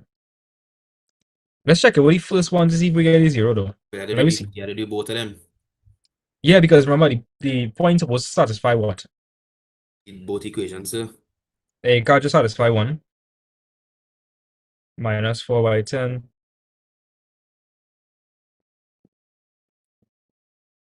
Ah. Oh, See? yeah. I see what's going on there. Yeah. Nah. So if that point would lie on 3x minus y minus 5 is equal to 0, but that point would not lie on the other line. Let's see now, right? Not give them a 0. So It if give it it not lie, give them if a it percent. lie on one line, it wouldn't intersect with the next one. Correct. It must lie on both of the lines. I'll understand what I'm saying, right? Like, okay, I could have a point on this line. I could have a point on this line, but does that point pass through the other line? No, Nah. sir. No, sir. No. Nope. I hope you're okay with that. I mean, if you wanted, you could also do elimination. It's not a problem. Watch. 7x minus 4y plus 25 is equal to 0. I could multiply this by 4. And if I do that, I'll end up with 3x. Well, what's it? Sorry about that. I'll end up with 12x minus 4y. Minus 5 by 4 is minus 20. That's equal to 0. It looked like I could do what with these two equations now? Because I want to get rid of y. Subtract them, right? Yeah. 7 minus 12x, that's minus 5x. What's minus 4y minus 4y? That is 0, sir. 0. And what's 25 minus 20? 45. 45. Alright, so you end up with minus 5x is equal to, and you move that across, that'll be equal to minus 45. So immediately you see that your answer for x is what? It'll be 9. It'll be 9. So what's the only option then? That'll be C. Because, yeah, 9. X is equal to 9. Yeah. Yep. Oh, yeah. So you were saying that how, yeah. So you're saying it's simultaneous, like when it intersect. Yeah. Yeah, because you say if the point satisfy both of them, obviously it's satisfying the line simultaneously. Correct. Yeah, so that's how you tackle 17, 17, and 9, 22. Right? The points of intersection of the line with equation y minus x minus 3 is equal to 0 and the circle with equation r. Earlier, again, we talk about this. If you have a circle and you have a line, then the points of intersection will do what? What will the points of intersection do? Well, Somebody tell me. the points, sir. Somebody tell me. Other than Kelani. It will satisfy both equations, so let me give it a spin now. I'll give my option to try. Let me B. go with B? Okay. yeah. So over here, x is 4 and y is minus 1. Let me try it fast now. So y is minus 1. x is 4. Where's minus 1 minus 4? -5, sir. Where's minus 5 minus 3? -8. -8. I'm not gonna give him a 0. That can't be correct. Let's try back one more time. So minus 1, minus 4, minus 3. If it's correct, it's supposed to give him a what? 0, sir. They give him a -8. So immediately this answer wrong. Nikolai, you understand why I say that? Yes, sir. That wrong. Let me try another option, huh? Which other option I want to try? You want to try D, sir? D? Okay. X is minus 4, Y is minus 1. So I'm going to plug it into this one first. So Y is minus 1. I'll say minus 1. Minus, and X is -4. I'll put that in brackets. Minus 3. And if it's correct, Nikolai, what's supposed to get? 0. Right? Cool. Cool. Just to make sure it works though, let's try it for the other equation quickly. Actually, I see that C also has the same option, so I should probably test this one to be the tiebreaker. I should probably do that. So let me check that quickly. So over here, X is 1 and Y is 4. So I'm gonna say 4 minus 1 minus 3. I wanna press equal. What's supposed to get, Nikolai? 0. Cool. I understand the trick, right? Yes, sir. Yes, sir. So you're just looking for the answer that satisfies both equations. Anybody else understand the trick or not? So honestly, I don't know, but I feel like if I was in the exam and I do this question, I might have tried D, but I might have get too excited if I see the first coordinate was 0 and I might have just shaded. But I wouldn't have tried yet. I want to verify. Well, let me show you the full method then, like a long way. Anybody understand any hacks? Because I found it real quiet. Real quiet. I'm not sure if y'all are catching any hacks. Yes, I Yeah, I understand. kinda Yes, sir. shocked. I understand. Okay. So here's the other way you can do the question. I see in two different types of equations here. I see a linear and I see a that's not really that's the equation. I don't really want to say equation, but that's an equation of a circle. We have the equation of a line here, we have the equation of a circle. So from this I can make a third equation. All they want to make the subject, or they want to make x the subject or y the subject. Y. Okay, no problem. If I'm making y the subject, I'll move across minus x and minus 3. So y would be equal to x plus 3. Because then all the negatives will become positive. Probably equal to the equation. And then my second equation was x squared plus y squared is equal to 70. This was my second equation. So here what? If I know that y is actually equal to x plus 3, anywhere I see y over here, I could replace it with what? X plus 3. Yeah. So I'd say x squared plus x plus 3 squared. It's gonna look like a quadratic at some point, so I could actually the x squared will cancel off. I think. We'll see. I'll leave the 17 here for now. When I expand the brackets, x by x is gonna be x squared. X by 3 is 3x. 3 by x is 3x, so we're gonna end up with 3x plus 3x, which is 6x. And then 3 by 3 is 9. Okay, the x's didn't cancel off, so you have x squared plus x squared. That's gonna be 2x squared plus 6x. This looks like a quadratic, so I could probably move this across. You're gonna end up with 9 minus 17, which is equal to 0. What is 9 minus 17? -8, sir. -8. You can work this in a calculator. I mean, it wouldn't be hard to work right here. To make it simple, I could divide throughout by 2. If I do that, I'll end up with x squared plus 3x minus 4 is equal to 0. I'm gonna factorize this real fast. To get x squared, I'd say x by x. Think of two numbers I would multiply to give -4, but add to give 3. Can I think of any two numbers? That will be 4 and -1, sir. 4 and -1, right? Because 4 plus -1 is 3, right? Yes, sir. So my answers will be x is equal to -4 and x is equal to what? 1. 1. And I would plug this back into y to get my answer. So remember, y was equal to x plus 3. So I would say y is equal to minus 4 plus 3, which is 1, sir. 1. Sorry. minus 1. Negative 1. So my first point is minus 4 minus 1. But you see, both options have that, so it's not conclusive. So now I need to find what y is when x is equal to 1. So I'd say y is equal to 1 plus 3, which is? 4. 4. So my other point would be what? 1, 4. 1, 4. Because, x is 1 and y is 4. And which option is that?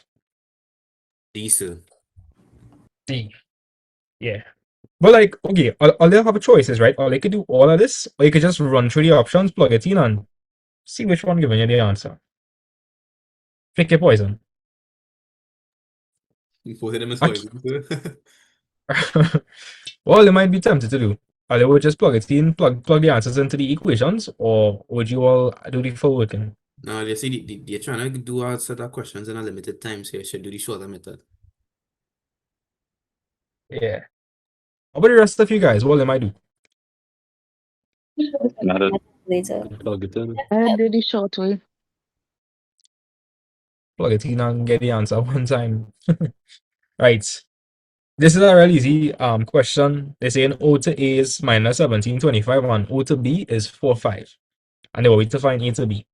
So if I wanted to go from A to B, that would be A to O and then what? Plus OB. Yeah. Aha. So you notice they gave us O to A, but that's in the opposite direction to A to O. So what we gotta do with the signs here? We'd have to change it. 17 and that would turn to what? Minus 25. And you'll add that to 45. So it's 17 plus 4. 21. 21.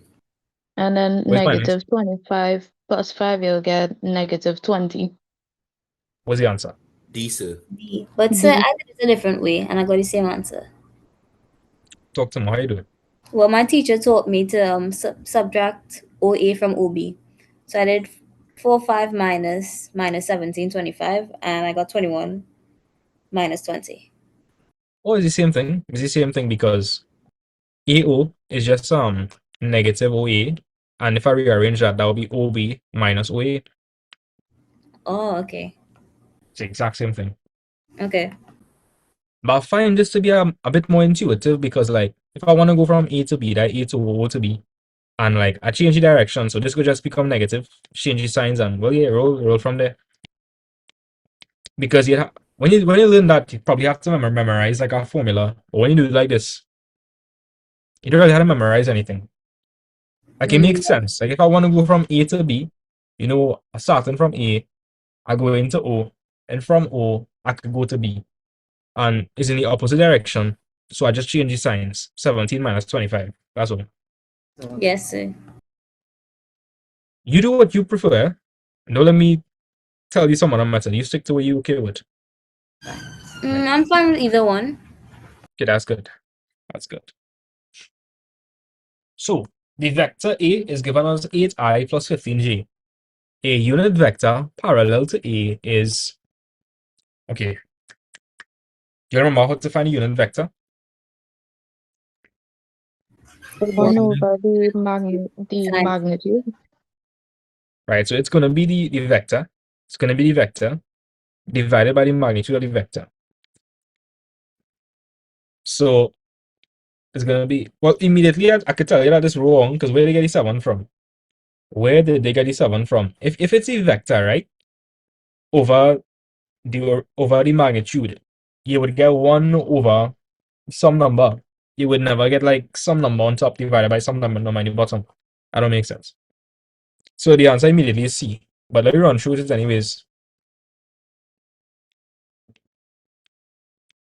If I find the magnitude for this, that's gonna be 8 squared plus 15 squared. And I'm sure they're gonna give me 17. I'm sure. Check that Yes. for me. It's 17. Now, I hope all you understand what I'm saying, right? Watch. You have this divided by 17, which is the same thing as 1 over 17 by 8i plus 15g. Will there ever be any instance where this 1 turns to some other number? No, No, sir. sir. No. No, No. sir. So, like, that's what I tell you. Like, this don't make any sense. Where they get this 7 from? Where they pull that out from? Right? And obviously, these are wrong because if I find the magnitude for that, do you think the magnitude for that is going to be 1? No, sir. No, sir. No. A lot of you guys don't know this, eh? But when you find the magnitude for a unit vector, what is it supposed to be? More than one? No, it's supposed to be 1. What does a unit mean? A unit. What does a unit mean? 1, sir. One. 1. 1. So let me show you what I mean, right? Check this. If I were to if I were to separate this, that would be 8 over 17i plus 15 over 17g. So if I wanted to find the magnitude for that vector, tell me what I would write. 8 Tell over me. 17 squared plus Right? I would say 17 squared. 8 over 17 squared. Plus what, Nikolai? 15 over 17.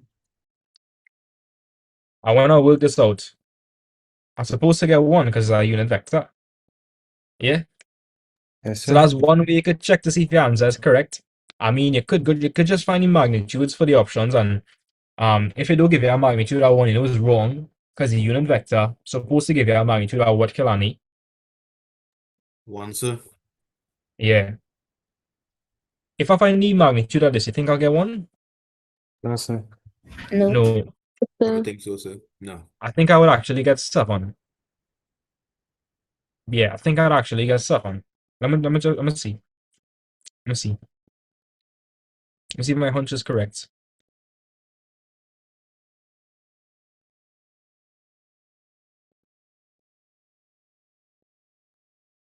Yeah, my hunch is correct. 7.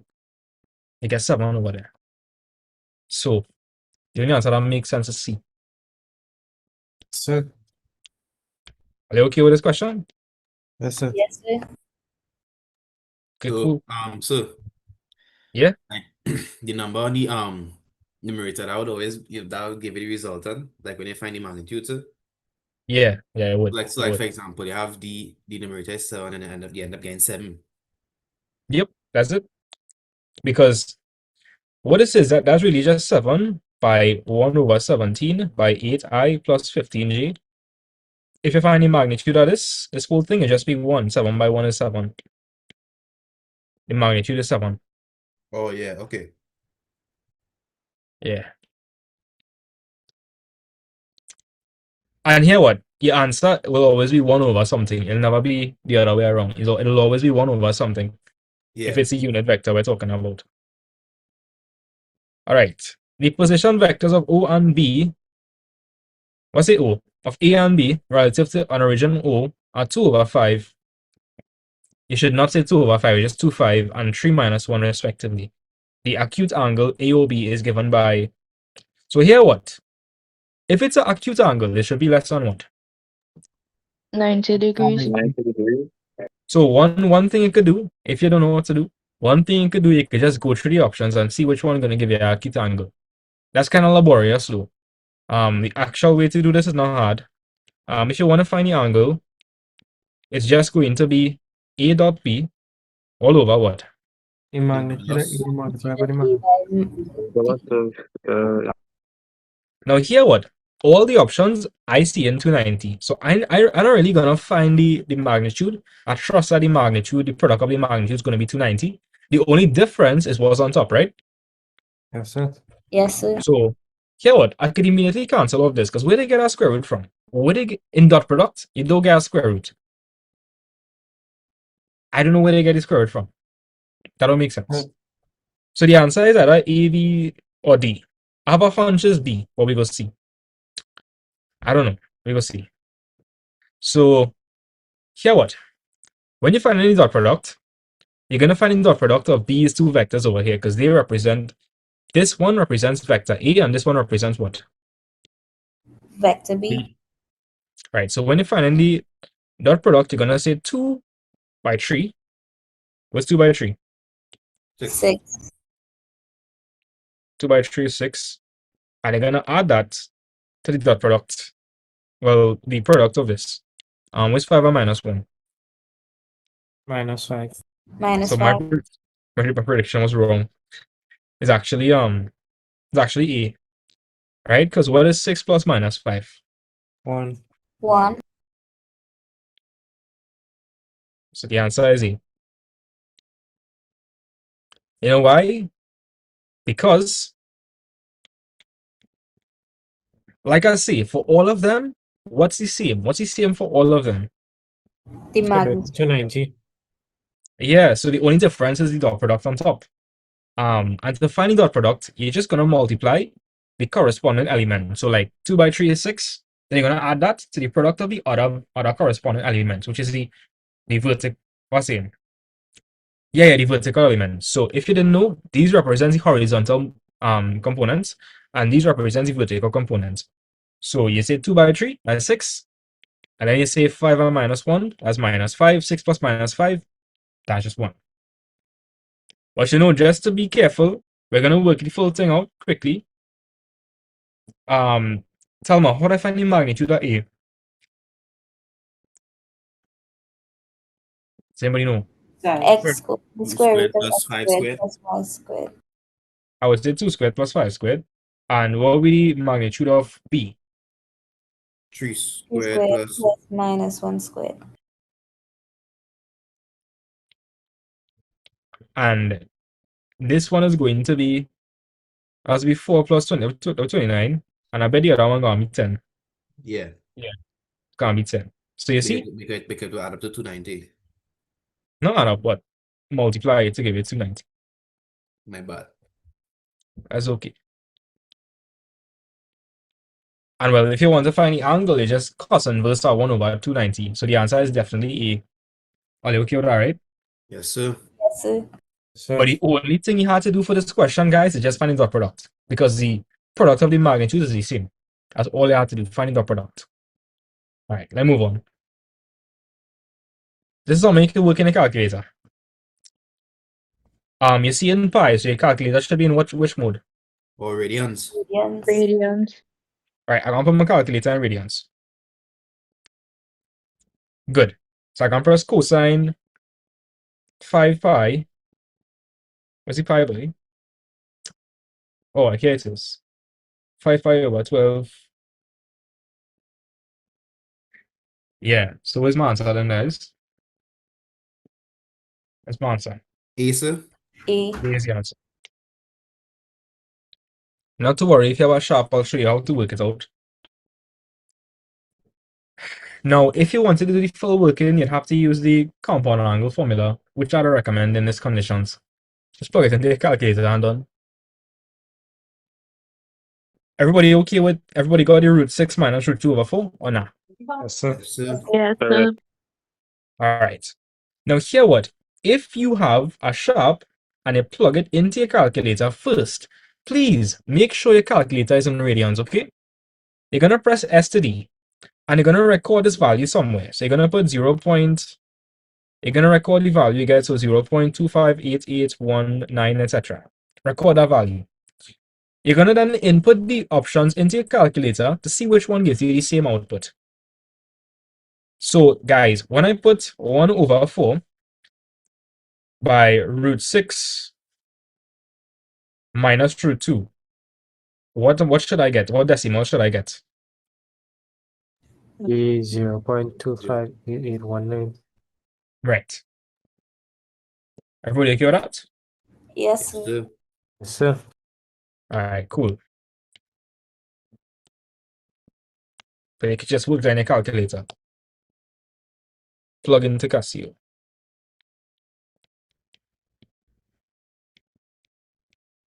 It's a good thing I did an upgrade. Yes, it is. It is. It is. Right? So here what? In this question, we have sine 150 over cosine 150. Now sine over cos is just what? Tan. And So this is just tan what? Tan 150. Tan 150. 150, sir. Alright, so I'm plugging into your calculator. You see, it's in degrees now, so you probably should put your calculator in one mode at this point in time. Degrees. Degrees. Yeah. Right? Computing back, we're gonna put it back in degrees. I'm gonna put tan 150. Now we get minus root 3 on 3. That is the rationalized answer. But the unrationalized answer would have been minus 1 all over root 3. Yes, sir. Are they getting that? Are they getting minus root 3 on 3? Yeah. Yes, sir. Because we have to do the other way. Now, if you want to unrationalize it, you could just multiply by the top and bottom by what? Root 3. The conjugate. I just multiply by root 3. Root 3 and root 3. Yeah. So, what is root 3 by root 3? 3, sir. Minus 3. Yeah. And what is, well, that'll be 3 root 3. So, yeah, I put what? Root 3. Well, negative 1 over root 3. Cool. If you have a sharp, fear not. I want to help you as well. If you have a sharp, I want you to record this answer somewhere. So if you put sine 150 over cosine 150, which is equivalent to tan 150, you're going to get, when you plug this into your calculator, you're going to get minus 0.5773. You're going to record that value, right? Record that value. Then you're going to plug that option. You're going to plug in the options you get into your calculator, and you want to see which one gives you the same value. So, when I plug in the first one, I get in minus 1.7. Is that the answer I want? No, sir. No. Let me try the minus 1 over root 3 now. Is that the answer I want? Yes, sir. Yeah. Are you understanding? Yes, sir. Yes, sir.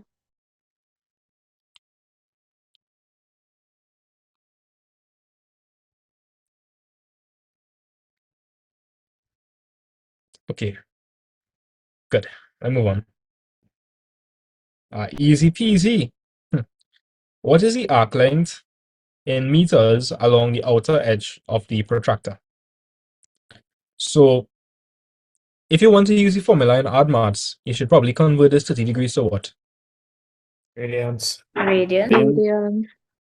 Right. 30, remember this, right? Pi radians is equal to how much degrees? 180. 180. So if I want to get 30 degrees, I'll have to divide this by what? 180. 180. Now, if I wanted to get 30 degrees, I would divide this by 6. Yeah. Guys, what is 180 divided by 6? 30. 30. Yeah.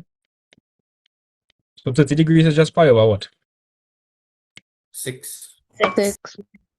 Yeah, this is pi over 6. And in the question, they want us to find the arc length. The arc length, right? So to find the arc length, that's just what? What's the formula? R The theta. radius by theta. Now, I will say this. If your answer is not in radians, this formula will not work. Right? It will not work. Yes, sir. The radius is 1.5. And the angle in radians is pi over 6. So plug into your calculator. What is 1.5 over 6? So when I plug into my calculator, A quarter, sir. A quarter. yes, so we get a quarter, so the answer is just pi over what? 4. 4. 4. Pi over 4, right? And I'm pretty sure if you plug it, if you plug this into your calculator with pi, it give you the answer, a quarter pi, right? The exact answer. So Yes, sir. where's my answer then? Where's my answer, guys? A. E. Easy, right? Easy. I'm gonna follow it now. Yes, sir. Oh yeah. So you just convert the degrees to the pi over 6. Yep. And if you wanted, you could use the maths formula as well. That would just be 30 over 360, right? By 2 pi. Multiplied by 2 pi r. 30 over 360, that's gonna be 12. 1 over 12, right? Yeah. And well, 2 into 36 is 18. And you know what? 3 into 18 is what? 6. 6. Oh, watch. You're gonna put pi, the radius is 1.5. You're gonna put pi by 1.5 over. 6, sir. 6. You get the same answer. Pi on 4. But it just depends on which formula I want to use. Right, the maths formula will work too, but if you're using the maths formula, of course it needs to be in degrees. So 30 over 360. Everybody okay with this? With both methods? Yes, sir. Yes, sir. Maths method.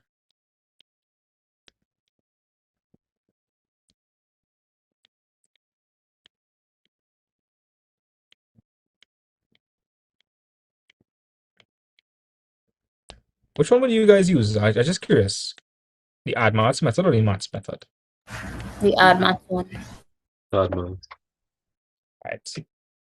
Just curious. I feel like the maths method low-key a little easier, but because I feel like some of you guys have trouble converting degrees to radians, but Feel whichever like way you're familiar with. I would just have 50 degrees one time, I might just stick with the degrees. I just put 30 over 360 by 2 pi r. Yeah, I feel I might have done that because I don't seeing 30 degrees already now. It's not a problem. Whichever one you feel most comfortable with. If Convert sorry. Yeah, say that again. No, I was just asking to clarify it. When you convert in degrees to radians, you do the degree times pi upon 180. And if you're doing radians to degrees, you're doing the radian times 180. Let me just verify that, but it sounds correct here. I have pi radians, that's equal to 180 degrees. If I wanted to find 1 rad, that'd be 180 over pi. And if I wanted to find 1 degree, I would say pi over 180. That's what you said, right? Yeah, essentially. Yeah. But for like nice values like 30, I think we could see that I just 180 divided by 6, so pi on 6. Alright, tan theta is 5 over 12 and theta is reflex. If it is reflex, then the angle would be within which range? The third quadrant, sir. Yeah. Check it out, right? Earlier, is tan positive or negative? Positive. Positive, sir. And is reflex. Reflex is more than 180, but less than 360, I think. So, that has to be somewhere over here. So this forms a what kind of triangle? Right angle. Right angle. And we know that tan theta is actually what over what? 5 over 12. Yeah, both of you all are correct. Tan theta is really opposite over adjacent. So the angle we're looking at is going to be formed by this line over here on the terminal line. I think it's terminal line. And the horizontal axis. This is the angle here. Call it theta. And if that's theta, we label our triangle around it. So this will be the what? Hypotenuse. Hypotenuse. This is the hypotenuse. What's this? The opposite. Because it's opposite the angle. And this is the what? Adjacent. So here what? We know what the opposite is, huh? What's the opposite? 5. What is the adjacent? 12. 12. And well, you know, Pythagorean triplets, triples, like 5, 12, 13. Yeah. Right, 5, 12, 13. And I mean, if you didn't know that, look at the options. What's the other What's the other value you see in there? 13. 13. If you didn't see that, I mean, you could have just do it normal. You'd have just say 5 squared plus 12 squared. That is 25 plus 144, which is 169. When I find square root at 169, what again? 13. Again, 13, right? Cool. So here what? I want to find sine theta. Now, I know sine theta is what over what? Opposite of hypotenuse. Opposite of hypotenuse. Opposite over hypotenuse. 5/13. 5 over 16, right? But here the thing. We are in the third quadrant. So will sine be positive or sine be negative? Negative. Negative, so Alright, so what's the actual answer? negative 5/13. Minus 5/13. Wait, boy. That's the only answer that makes sense, right? But like, I thought it was sneaky, a little 5 over 13. You know? A lot of you guys are probably put that. Again, let me explain why. Okay, sine, but we're in the third quadrant. What's the only thing positive in the third quadrant? Tan. Tan. Tan. So how you Right? get so good So, at identifying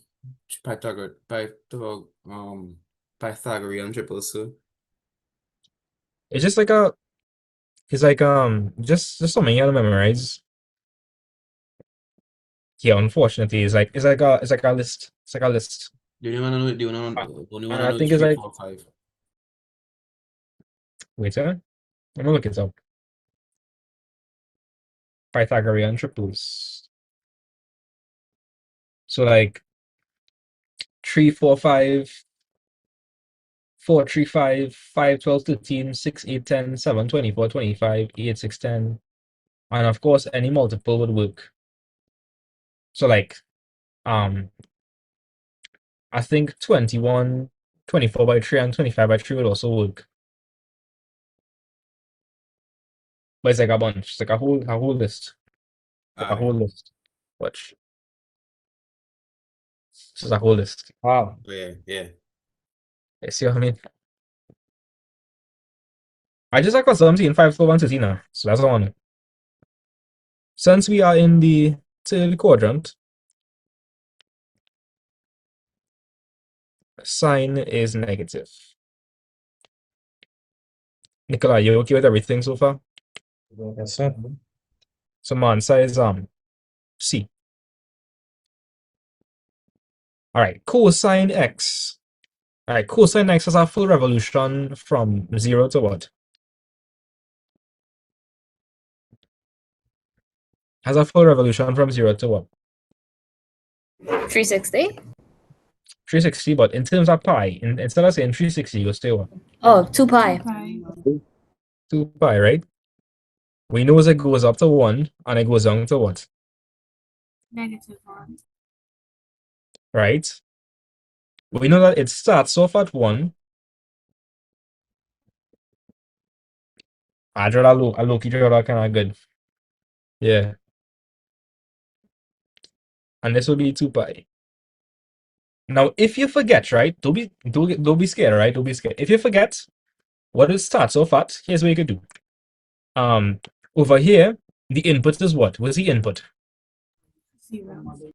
0. So all you have to do just put cosine 0 and watch, you see, you'll get 1.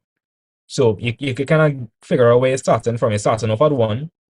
And of course, you'll have to end off at 1 since it makes a full revolution. So we're looking for that graph. Which graph that looks like? B. That looking like B. Okay with that? Yes, sir. Yes, sir. All right, nice. Given that cos x is 3 over 5 and x is acute, then the value of sine 2x is cool. Let me show you an easy way to do this. Fast. You could find here what you could find for x. You have a calculator, right? So you know that cosine x is equal to 3 over 5. All you would know. Yes, sir. Yes, sir. I wanted to find for x. How are you doing that? Cos inverse. Cos inverse.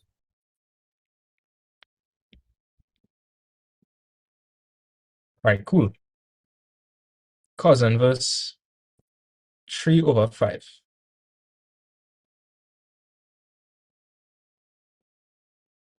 Good. It's not going to be a perfect answer, but that's why I have the answer button. Did you all know that the answer button stores a previous calculation right next to the equal sign? Right next to the equal sign, you have an answer button. That stores the previous value. Did you all know that? Yes. Yeah. Huh? Yes, sir. Right next to the equal button, you have the ANS button. That stores the previous answer. So you'll see what I mean. So And here, for what? the other Casio, on the answer button itself, you had to click alpha and it will show the previous answer. Wait, you sure? This is the other Casio I have here. I just answers Now log. I have another one. Okay. I think you I have the want the same. phone. That's I think you have, wait, Is just this verify it. one? This one. Oh, that one. Okay. I thought Yeah, you had so the when one you that click, Virginia when you has. come, now when you come on the answer button, the pink, you had to click the alpha and it will give the previous answer. No, you could just press ans. You could just press you could just press ANS. Try it. Try it. You could just press ANS. It should work. Yeah, it should work. You gotta press no other buttons. Because I seen it have ANS written on it. It should just work. It should just work. Yes, sir. All right. So we have the answer stored, right? It's 53 point something. Now we're gonna plug that into this function here. So we say sine 2 by that previous answer. So sine 2, press ANS, close bracket. What am I getting? 24 D. 25. D. That real easy, right? You can't tell me that wasn't real easy. Yeah, it was.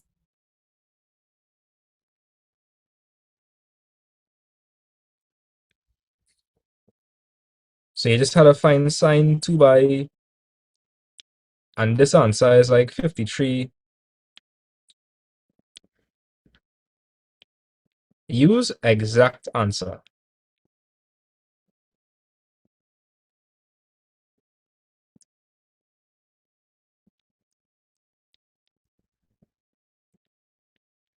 Now I'm gonna do the full working super fast. Like super fast, super duper fast. Because I feel like, no, but like, or they could just use these hacks. So I feel like, okay, anybody here don't know understand any hacks? Nah, get ready, Haxel. Nah, I understand.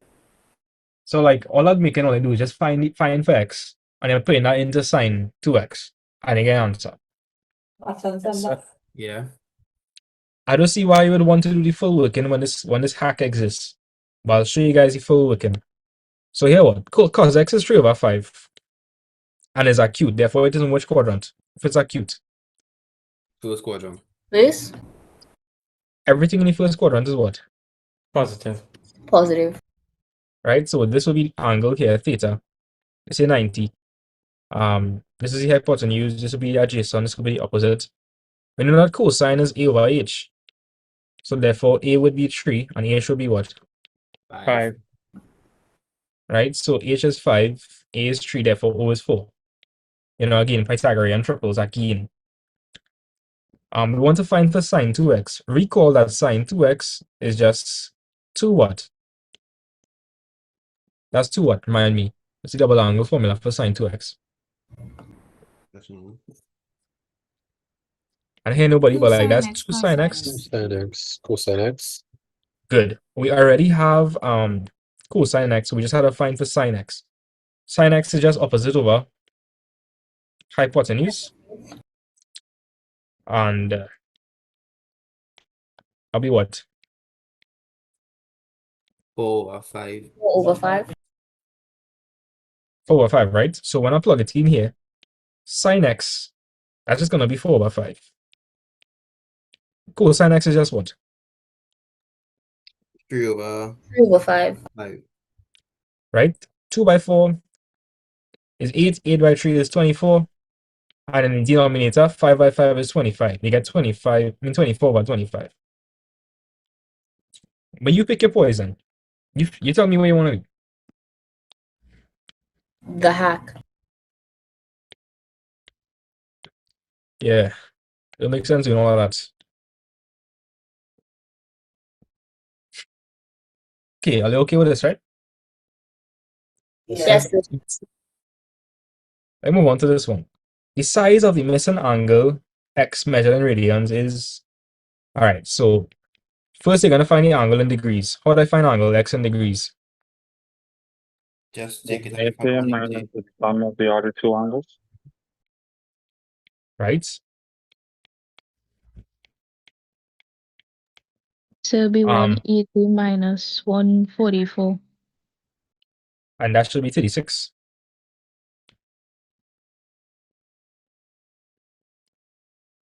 Yeah, 36. Yes, sir. Mhm. Yes. All right, so here we're going to do, right? The easiest way to do this, the easiest way.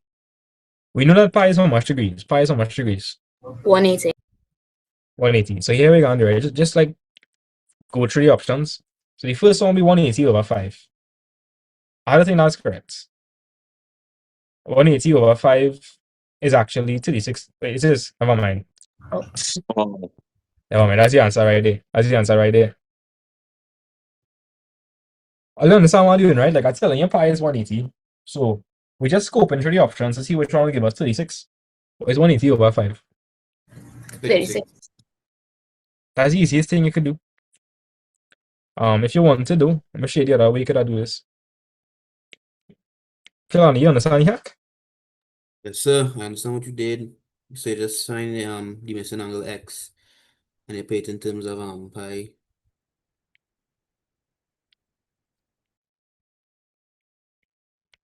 Now the other way you could do this. Now, we know that pi is equal to 180 degrees. We know that. So what we could do is find for 1 degree. To find for 1 degree, you divide both sides by 180. So 1 degree works out to be pi over 180. Now in this question, we have how much degrees? 36. We have 36. So to find 36 degrees, I'll multiply both sides by what? 36. 36, Multiply sir. both sides by 36. So 1 by 36 is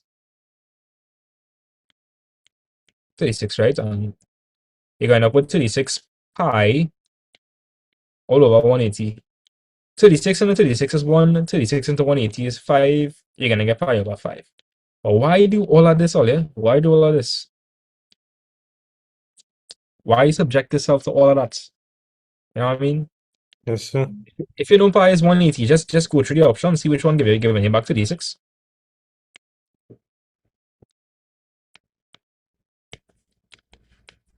Alright, let me continue. What if I told you guys I have a hack for this, even this type of question? Well seen, sir. Very Here we go on the right. I want you to pick like a random value for x, like a nice value, suppose. You want a nice value for x? good. 30. 30? Okay. Let me just say x is 30 degrees, right? You're gonna plug that into your expression. How we gonna do? Obviously, if we're working in degrees exactly, that should be in degrees. So I'm gonna say 2 sine 30, right, by cosine 30. And then I'm gonna say cosine 30 squared, right, minus sine 30 squared. Okay, I got root 3, right? When I put 30 degrees, I get root 3. So you know what I'm gonna do now? I'm gonna put x is equal to 30 degrees in the options and see which one give them a root 3 as well. Yes, sir. So Kelani, pick a option. Yo, but the test. Try to test the tan 2x, sir. All right, no problem. Tan And 2, 2 3. no, tan 2 30. Sorry, yeah, my bad. It just give you root 3. Yeah. Wow. It's crazy, right? Yeah. Now, if I plug 30 degrees into any of my other answers, I will not get that. I will not. No. Watch. I will try plug it into E. I just say I put 2 cos 30 minus sine 30. Shania, do you think I'll get the do you think I'll get back to root 3? Mm, No, you should. I should not. Wait, no. Okay, Shania, let me explain how the hack does work again. So, Shania, I want you to understand that when you do a trigonometric proof, You the gotta two get back. expressions, the two expressions mean the exact same thing. They mean the exact same thing. So you see how this look? Okay, you see this and this is looking different, but they both mean the same thing. If you put an input, you get the same output. So the hack is, I want you to pick a nice value for x. Let me just say I pick 30 degrees. That's a nice value for x. You're gonna take that 30 degrees and you're gonna plug it into this, and you're gonna record that value you get. So we get root 3. So what we're gonna do with Shania, we're going to take the 30 degrees and we're going to plug it into the options and we're trying to get what? What are we trying to get? We're trying to get back the root 3. Correct. So let me try tan 2x. That'll be tan 2. I put in 30 and I'm supposed to get what? Yeah, they get back the root 3. Bam. That's the correct answer. I don't even know how to do anything. I have my calculator. I get the answer one time. Why are we stressing for? This is why you need a Casio. Even if you had a sharp, it will work. Yeah. Anything in this Don't let them know instance, this the Casio on top right now. identity. Casio is on top. Christopher, you were saying something? No, I was saying the funny thing, this identity is actually like you would solve it in literally one step. Like this just That's true, happens right? to be one of those ones that might make it so easy. That's true, eh? Like 2 sin x cosine x, that's literally just sine 2x. And cos squared x minus sine squared x is literally cosine 2x. So the answer is literally just tan 2x. Very easy. But I'm not sure if a lot of people forget the double angle identities. How much will you remember that this is cosine 2x? Be honest. I forget so. I remember this one, but I don't remember all. So like what I'm saying is the hack is like, hey, you're gonna get an answer for sure, you know. Like you will get the correct answer for sure. So let me run through the hack again. I want you to pick a nice value for x. Maybe we could stick with 30, right? We could stick with 30. You're gonna plug that 30 into the expression. You're gonna plug the 30 into the expression and you're gonna record the output. I got root 3 out. Then you're gonna take that same input, that 30 degrees, and you're gonna plug it into the options and see which one gives you the same output. And that would mean that they are equivalent. Nikolai, you think you understand the hack or no? I understand, sir. Wouldn't you just have to use, could you have just used the X in it? Or it wouldn't have worked? Nah, it wouldn't work. Wouldn't work. You gotta pay an input. Ah, okay. So Nikolai, if I put Nikolai, what would I put into tan here to check if the answer is correct? Tan 30. And if it's correct, I should get what? Root 3. I should get root 3. Let me see. I get root 3 over 3. That is not quite right. Yes, sir. Let's move on.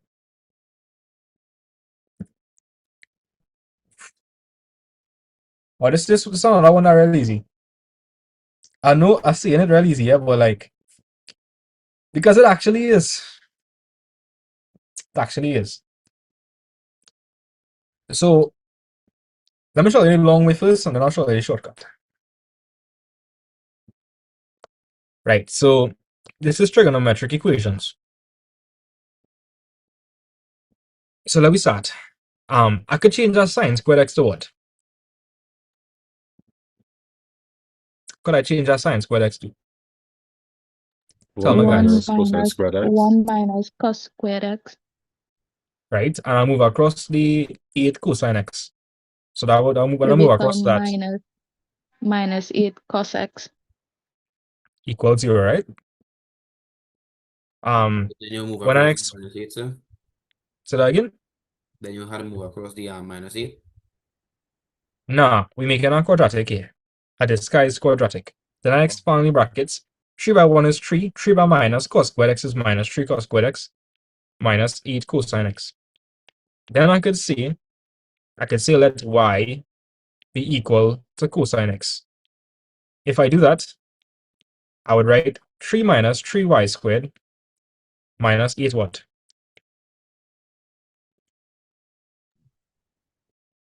Anybody? I said that y is equal to cosine x. Yeah, so 3 Y. minus. Yeah, I was just It'll become 8y. yeah. I rearrange it to look like a quadratic. Minus 3y squared minus 8y plus 3 is equal to 0. I'm not gonna hurt my head to factorize that. Let me real. Why do it? Calculator. Yep. I'm gonna go to equation slash function. I have a degree 2 polynomial. The coefficient for the squared term is minus 3. For the y term, which is the x term here, is minus 8. And the constant is 3. I get in y to be a third, and I get y to be minus 3 immediately. Which answer is wrong? Remember, y was cosine x, right? So we have cosine x is equal to a third, and we have cosine x is equal to minus 3. Could the cosine graph swing all the way up to minus 3, or swing down to minus 3? No. No. Remind me, guys, what's the range of the cosine function? What's the Negative one. range? 1 to negative 1 to 1. negative 1.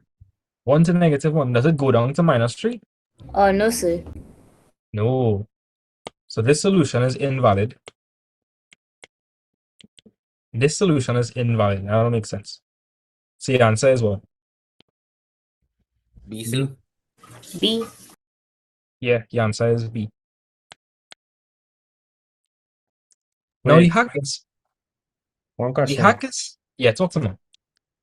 I cannot use these hacks in paper too. You will lose marks. You get most things correct, but you will lose some marks. Yeah. Hey, look, Chris from one up tuition. You looking for more on these stuff. Oh, I don't know, Chris from one up tuition. Sir. Yes, sir. Yes, Yes, sir. sir. man zooming in my forehead. Lord. Hey boy. All right, let me show you the hack, right? Hack is still some work, but is easy nonetheless. First thing we're gonna do, we're gonna convert sine squared x again to cos squared x. So you're going to end up with 3 minus 3 cos squared x minus 8 cosine x. Now, as you know, if it's the correct answer, it's supposed to do what to the equation? Satisfied. Satisfied. Right. So here what? Just by looking at this, guys, just by looking at this, I end up with an expression strictly in terms of what? Sine or cosine? Cosine. Cosine. Cosine. So any answer that has sine in it is immediately wrong. Which answers could I eliminate? C and C A. and C. I understand that, right? Like immediately, just by looking at this, I could see I am supposed to get an answer for cosine. Shania, you're seeing that, right? Because sine squared would be turned to something in terms of cosine. So I expect an answer with cosine in it. You Yes, sir. understand? Yes, sir. All right. Next thing. Cos x is equal to a third. So when I plug it in, I'm supposed to get what? If it's correct, I'm supposed to get equal to what? 0. Let me see. So anywhere that I see cosine x, I'm going to replace it with what? A Y. third. A third. Oh. Check it out. So I'm going to say 3 minus 3. Open bracket. It's cos squared. So I'd say 1 over 3. I'd say 1 over 3. To what power?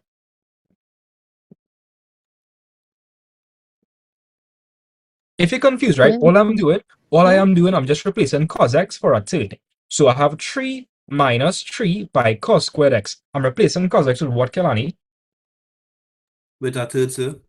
Right. If it's cos squared x, it'll be a third squared. Right. So that'll be Minus, 1 over 9. right? Minus 8 by cos x, and cos x is 1 over 3. 1/3, yeah. When I press equal, what am I supposed to get? You're supposed to get 0, sir. Badness. Badness. Mathematical badness. So that's how the badness is go. Yeah, boy. That's really badness. Right? If I do that for D, I wouldn't get the correct answer. Yeah, if you're in a time crunch and you want to eliminate some options, look at this. Sine squared will be converted to something in terms of cosine. Then the only answer that would work is a cosine answer. Like cosine something is like, you understand what I mean? The answer would have to be cos x is equal to something. So I could eliminate A and I could eliminate C. The only answers that would make sense is B and D. You plug in one of them into the equation you make and see if it satisfies the equation. B satisfies the equation, so that's it. Or you could just do the full working, which even that's not that bad. Alright, let's move on. The gradient at x is equal to pi on 6 on the curve y is equal to cosine x. Right, let me show you how to use our calculator for this. So if we want to find the gradient for a function that's not linear, you have to do what? Differentiate.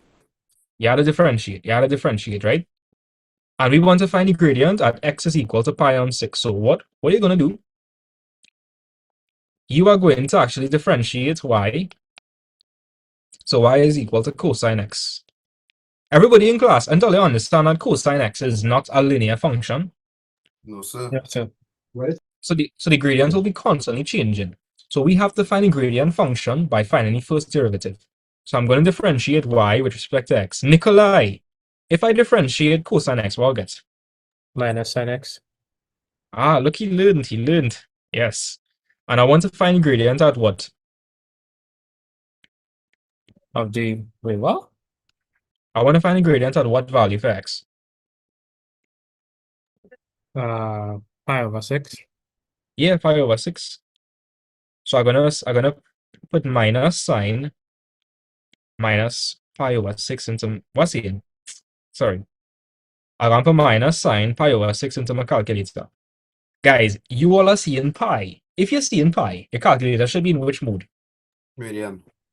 Right, radians. So put minus sign pi on 6 into your calculator for me, and let me know what you get. -1/2, sir. -1/2. Anybody else getting that?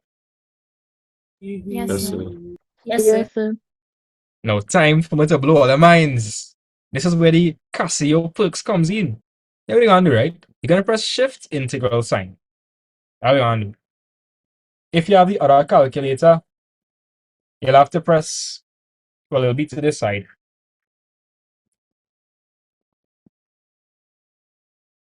Right? Either way, you should get the ddx. Let me know if I'll have ddx open bracket. I'll have that on. Yes, sir. Yes, sir. Yes, sir. And look at Alright, here what what? me. Virginia, I can see. Are we looking for you? Sure. Hold on.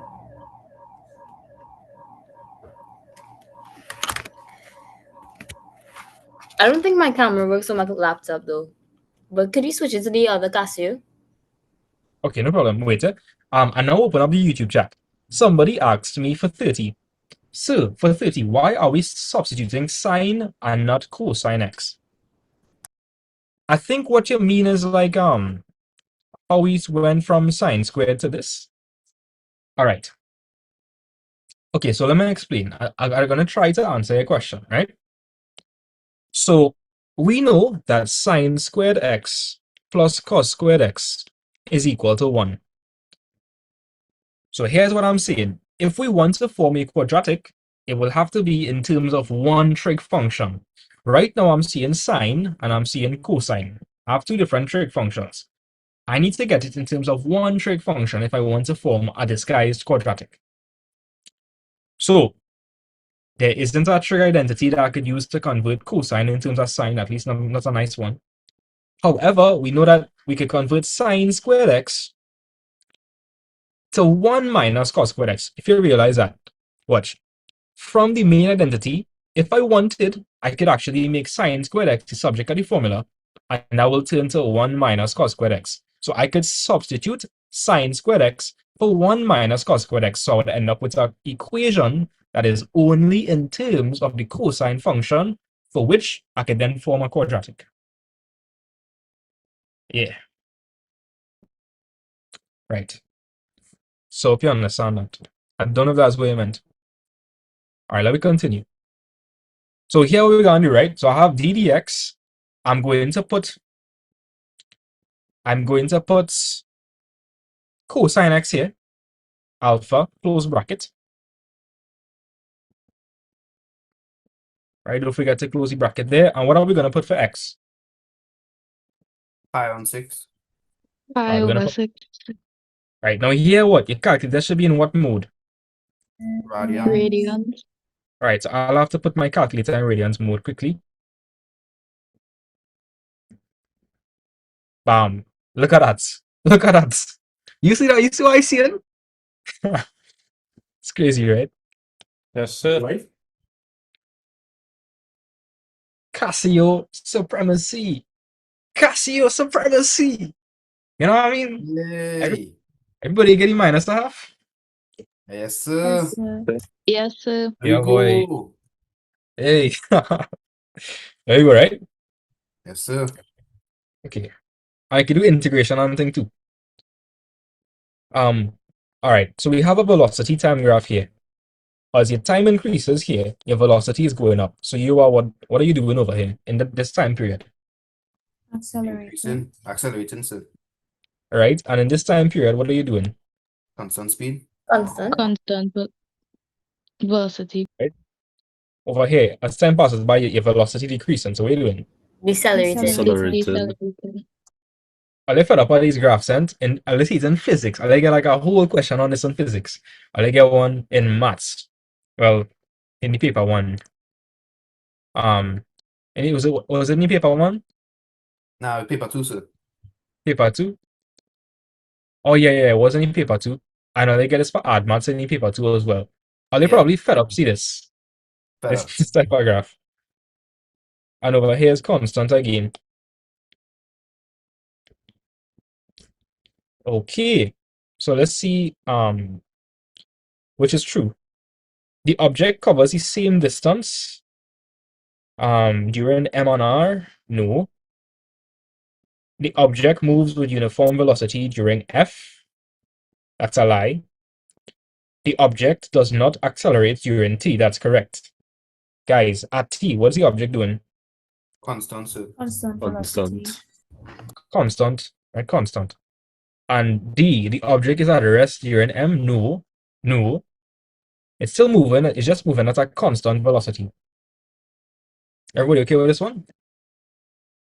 Yes, sir. Yes, sir. Yes, sir. All right, cool. Let's move on.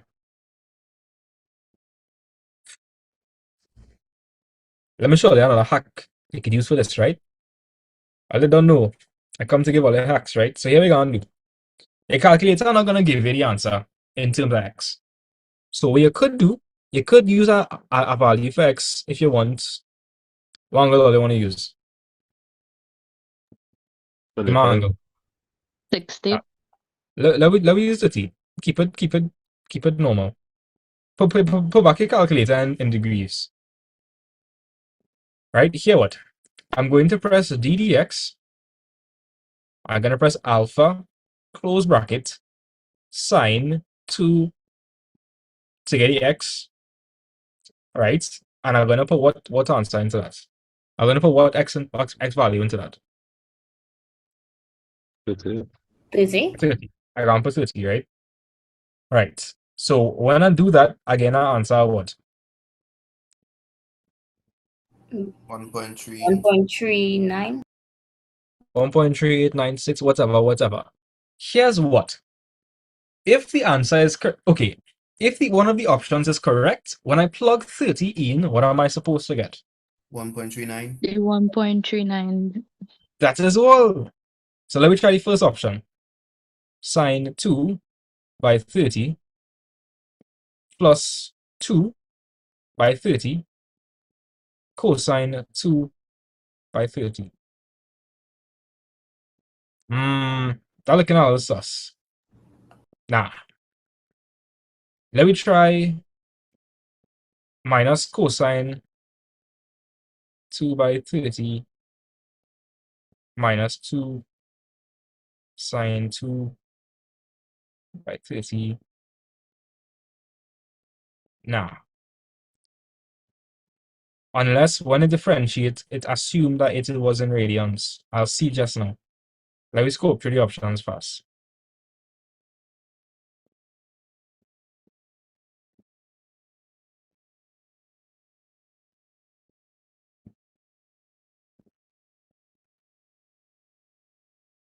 Yeah, I think the calculator works it in radians. But I think this is what I had message, and I'll tell you when we with the dy dx, you had to keep it in radians. I think that's it. I think that's it. Yeah, here what? Let me put back my calculator in radians. Give me a moment. So here what? If we're using radians, let me just stick with we could try pi on 6, right? We could try pi on 6. We could try pi on 6. Okay. Let me just differentiate this thing again. And let me see if it make a difference. Because I really feel like the calculator is just when you do differentiation or integration, I think it works in radians. I think it does that automatically. Let me try this back again. X. Because like the logic is sensical. I'm not doing anything here that doesn't make sense. So it should work.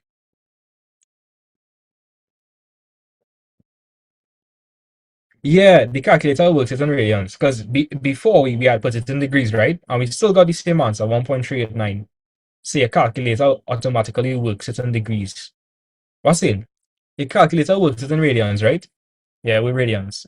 Because Kelani, before when I did it the first time, I plugged in what for X? You plugged in the 30, sir, and you didn't get the 1.39.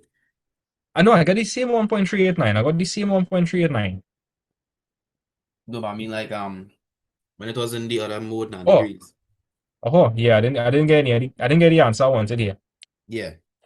But what I'm saying is, when you differentiate or you integrate trig functions in a Casio calculator, it automatically takes the angle as if it's in radians. Oh, it's taking So it some time. yeah, because when I put in 30 degrees, I still get the same answer. I still got 1.389. Yeah. So here what? Let's go through our solutions and see which one is giving us 1.389. The calculator has to be in radians. So I'm going to put sine 2 multiply by pi on 6. Hopefully we get the answer in the first shot. Hopefully.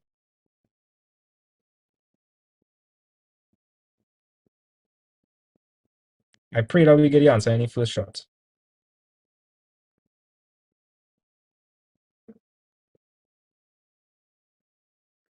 Wow, that was easy. See, Yeah.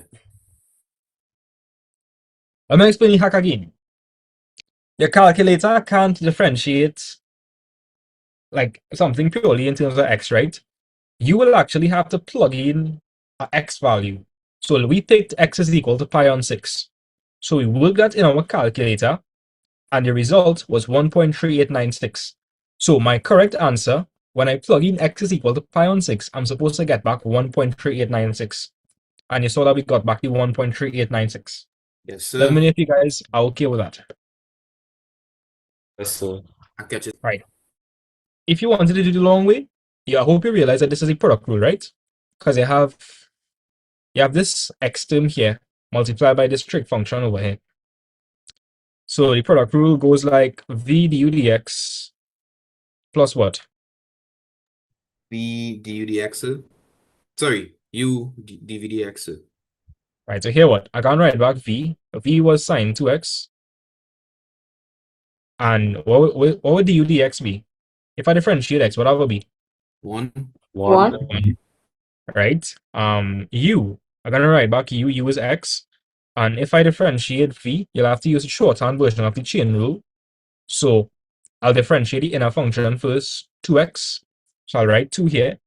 Then I'll differentiate sine. If I differentiate sine, that's going to be what, Nikolai?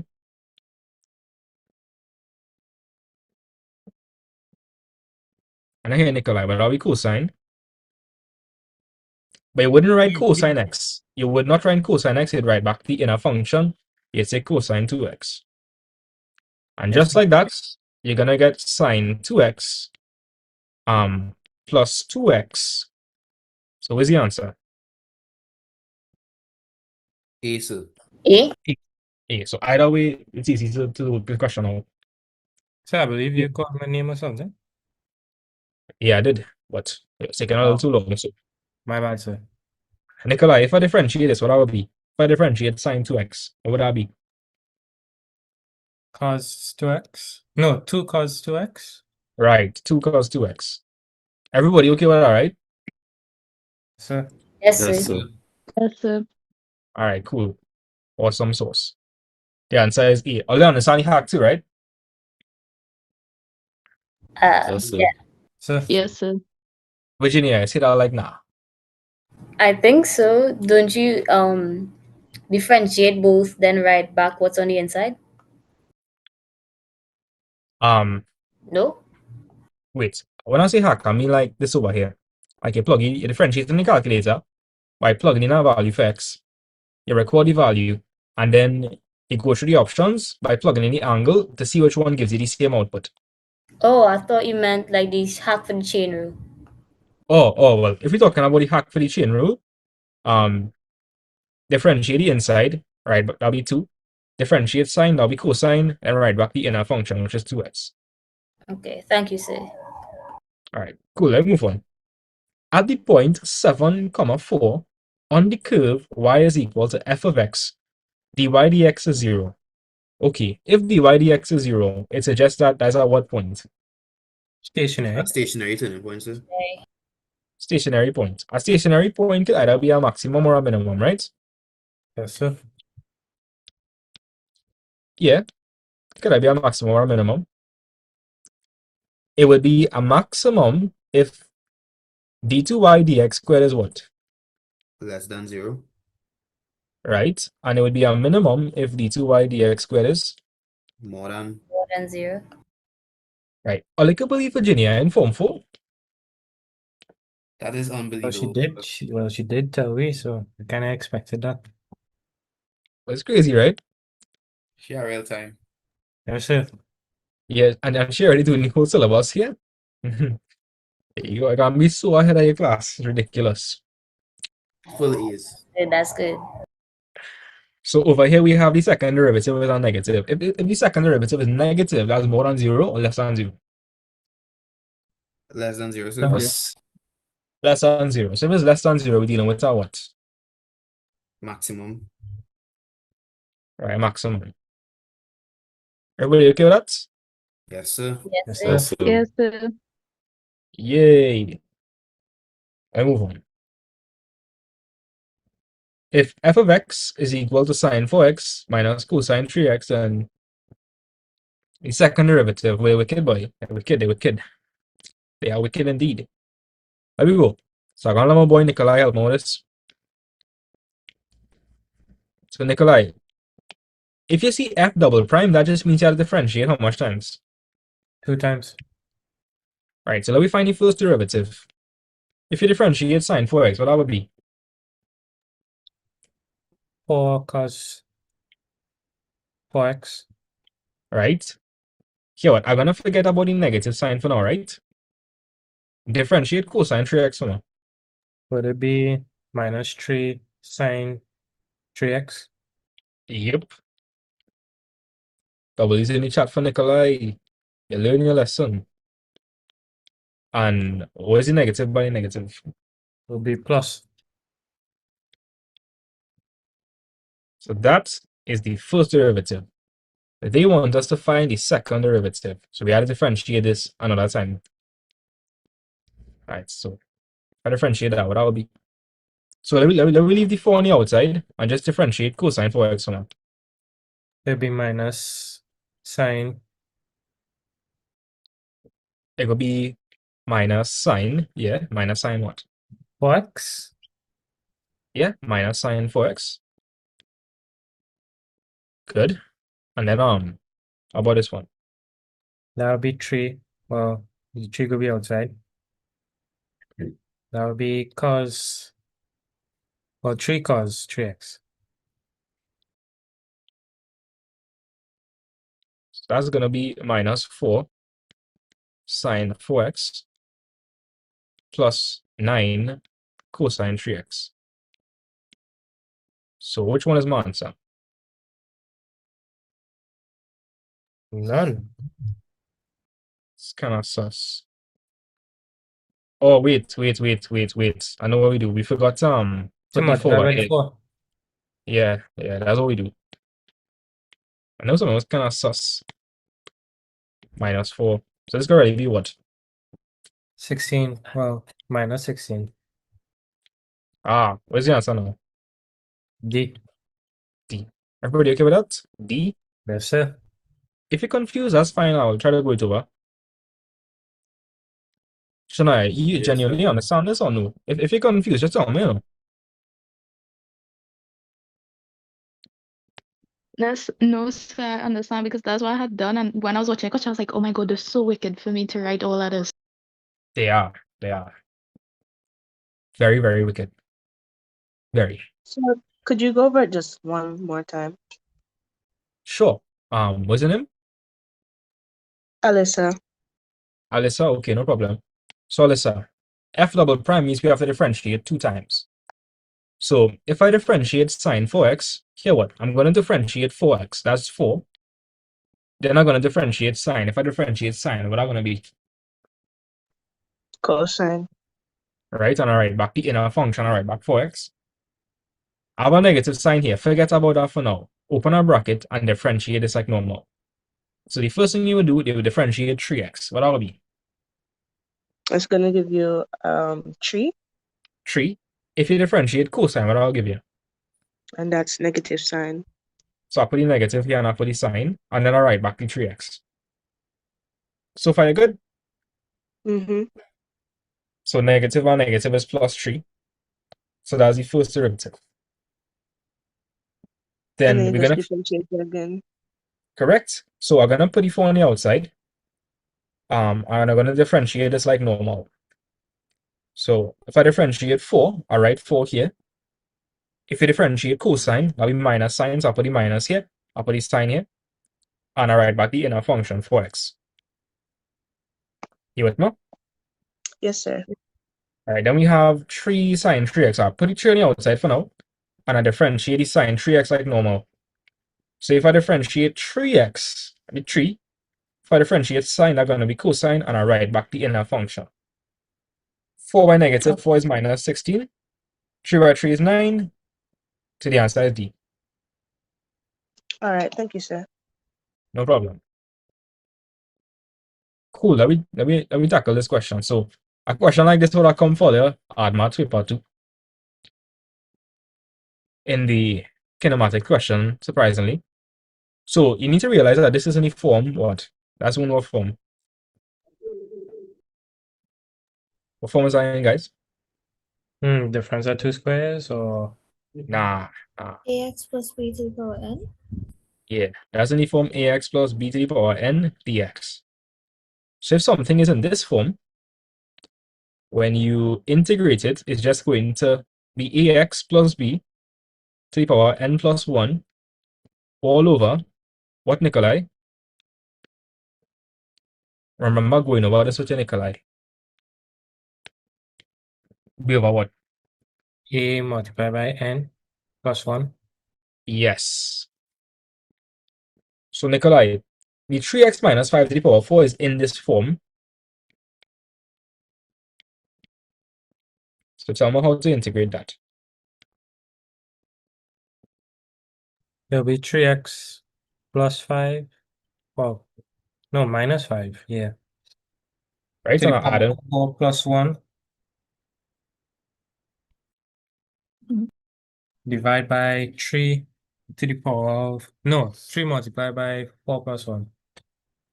And in this case, instead of c, they have k, but that's fine. Answer.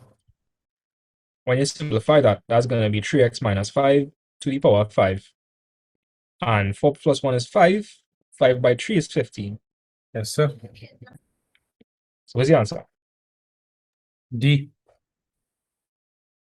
No. No, no. To the power of 5, eh? Oh no, the power, it looked like a 5 just now, sir. And I spotted that just now. Nice. You sure? I found like a tree. So you No, didn't circle the wrong one? when I looked at it just now, I thought it looked like a 5. So yeah, I so it's see. not C, sir. It's not safe. Yeah, but it's supposed to be C though, because you put Oh, E. oh God. I'm blind all there. Sorry. Yeah, like literally over 15. I don't know how I see. Maybe the same way how Nicola I see. Nah, that kind of hard to defend my case. It's clearly a tree. It's clearly a tree. I just delusional. Yeah, answer is 360. Everybody okay with this? Yes, sir. Yes, sir. Yes, So sir. All right, cool. 37. All right. So you have to integrate the function y.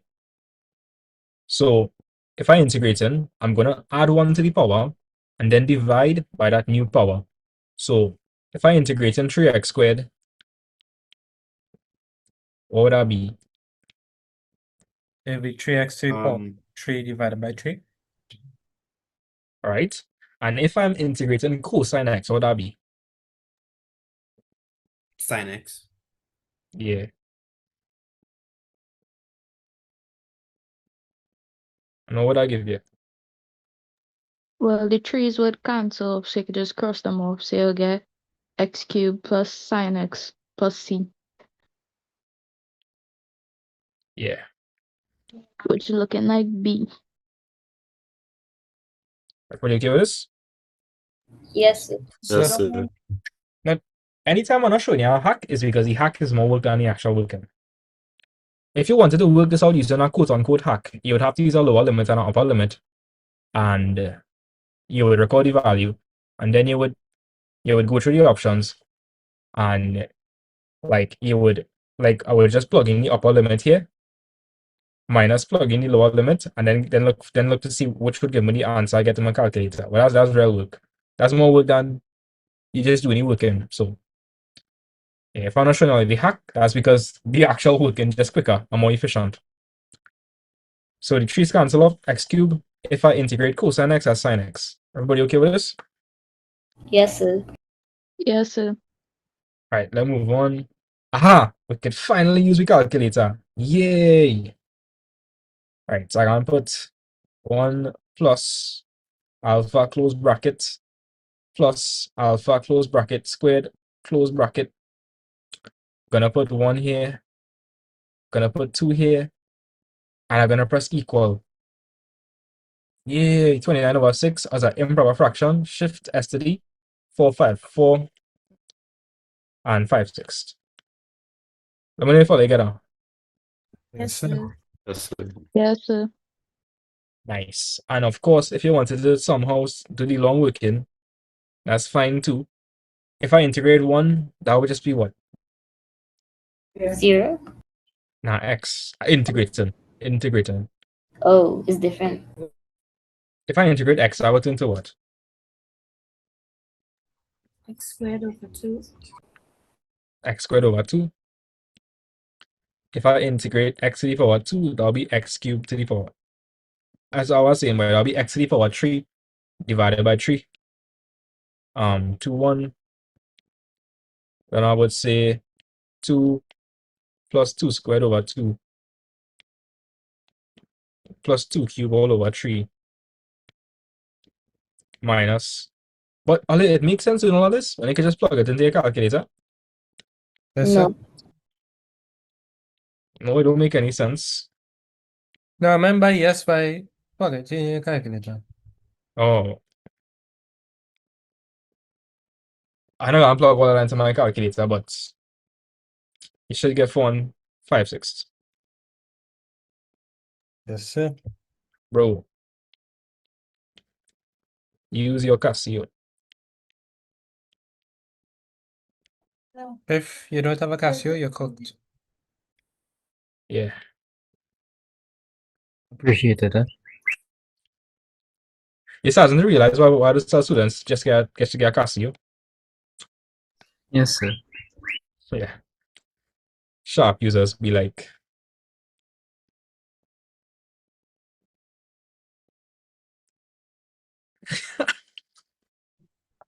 That's so accurate. I That's so accurate. no. That's so accurate.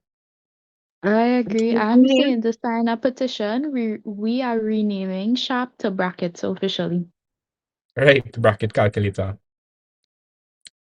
So where was that video where that monkey doing that though? Like, I don't know. what? Yeah, I'm not sure. I swear I seen the video before though. Right? That's Here, what, not- after this paper, I'll call it a night because I know they have come tomorrow. And like, we do this paper in extreme detail. Like, wow, we really do this paper in detail. Like, we really working for every single question. So this should help you for all the other papers as well. All you know, day before the exam, we could do a 10 hours. And Well, I was not gonna tell the day before the exam. That's literally the one day we have no exams. Most of us. good. Well, we run in 10 hours. Are we going to write down till we lie down? Of course, I want you to do some work before so we could expedite the process. So just depend on me, right? Also put in some work. And yes, Tevel, yeah boy. The sub method with the calculator is easy, true, but it's easy to with product rule, yeah. Yes, again, real subscribers. We're close to 5.8, 5.79. I see Joshua raise his hand. Joshua, talk to me. They still did the paper 3 live the day before. I want to. Might do something in the morning though. Alright. Yeah. Alright. The gradient of the tangent to the curve C at x comma y is given by dy dx is equal to 9x squared minus 4. The equation of the curve that passes through the point minus 1, 2 is, right, so we have to integrate to get y and then plug in the values to find for c. Guys, because if I integrate dy dx, what do I get? The equation of the curve. I get back y. Yep.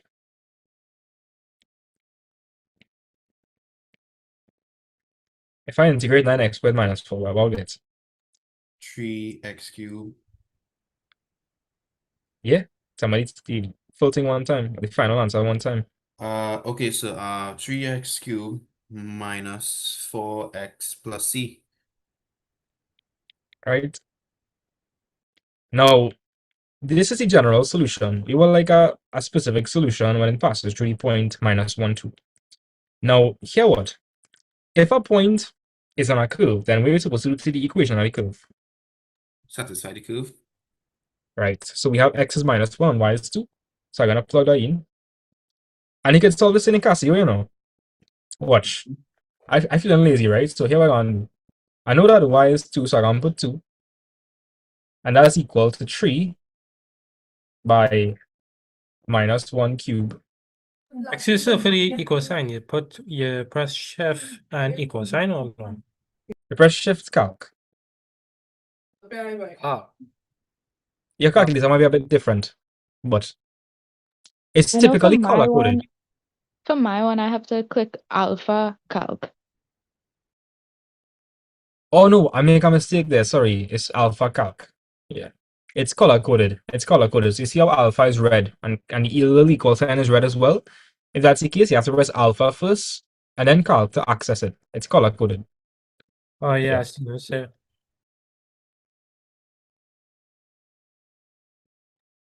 Y'all have a better Casio than mine, because mine can't do that. That's sad. I feel like I should just sponsor the nation Casios. But when I get Yes, rich, please. So thanks.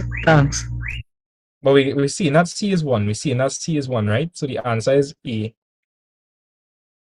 I mean, you know how to do all that. I mean, this is not hard to solve, right? This is not hard to solve.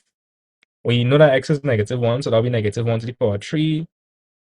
We know x is minus 1 plus c. Minus 1 cube is minus 1, that'll be minus 3. Minus 4 minus 1 is plus 4. Plus c minus 3 plus 4 is 1.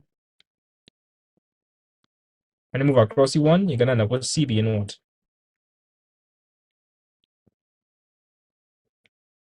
1, right? 1. Yes, sir. So the answer for c was just 1.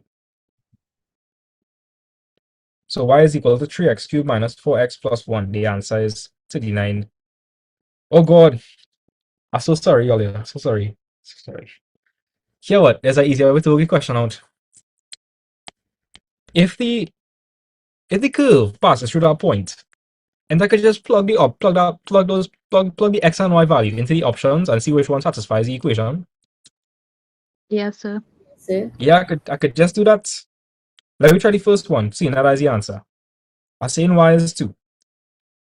So when I put -1 into this, what am I supposed to get? 2. Do that for me. Let's do that quickly in the calculator. So 3 by -1 to the power 3 minus 4 by -1 plus 1. Well, let's see now we get back to. Yes, sir. It was that simple. It was that simple. You didn't have to do it. You didn't have to do any of this. You didn't have to do any of this, right? If a point lies on a curve or a graph, it will satisfy the equation. So the left-hand side will be equal to the right-hand side. That's all. Are you okay with that? Yes, sir. Yes, sir. Yes, sir. Okay. 40. They want me to find the area. We could do this on the calculator. If they want me to find the area, they just want me to do definite integration. So my lower limit is what? 0. 0. Right, 1 minus x squared plus 2. I could work this on my Casio calculator. So that would be the integral minus alpha close bracket squared plus 2. My lower limit is 0. Upper limit is 1. Press equal. I get 5/3. The answer is B. Let me know if you guys got that as well. Yes, sir. Yes, sir. Don't worry, James. I will show you how to do it along working. So James, what we're going to do here, we're going to integrate minus x squared plus 2. If I integrate that, what would I get?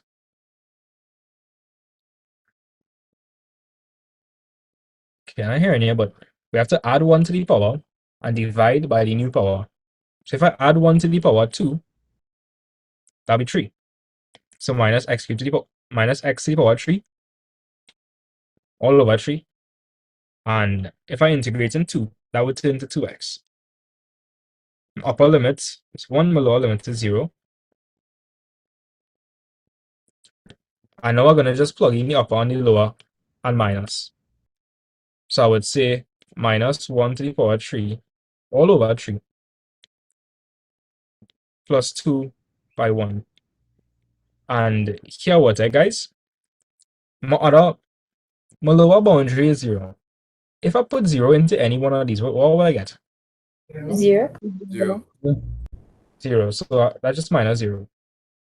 So when I work that out, that's just going to be minus 1 over 3 because only the 1 is being raised to the power 3 plus 2. And we know that 2 is actually just 6 all over 3.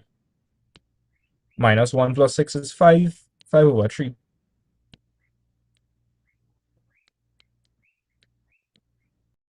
Yeah? Are you okay with that? Yes, sir. Alright, cool.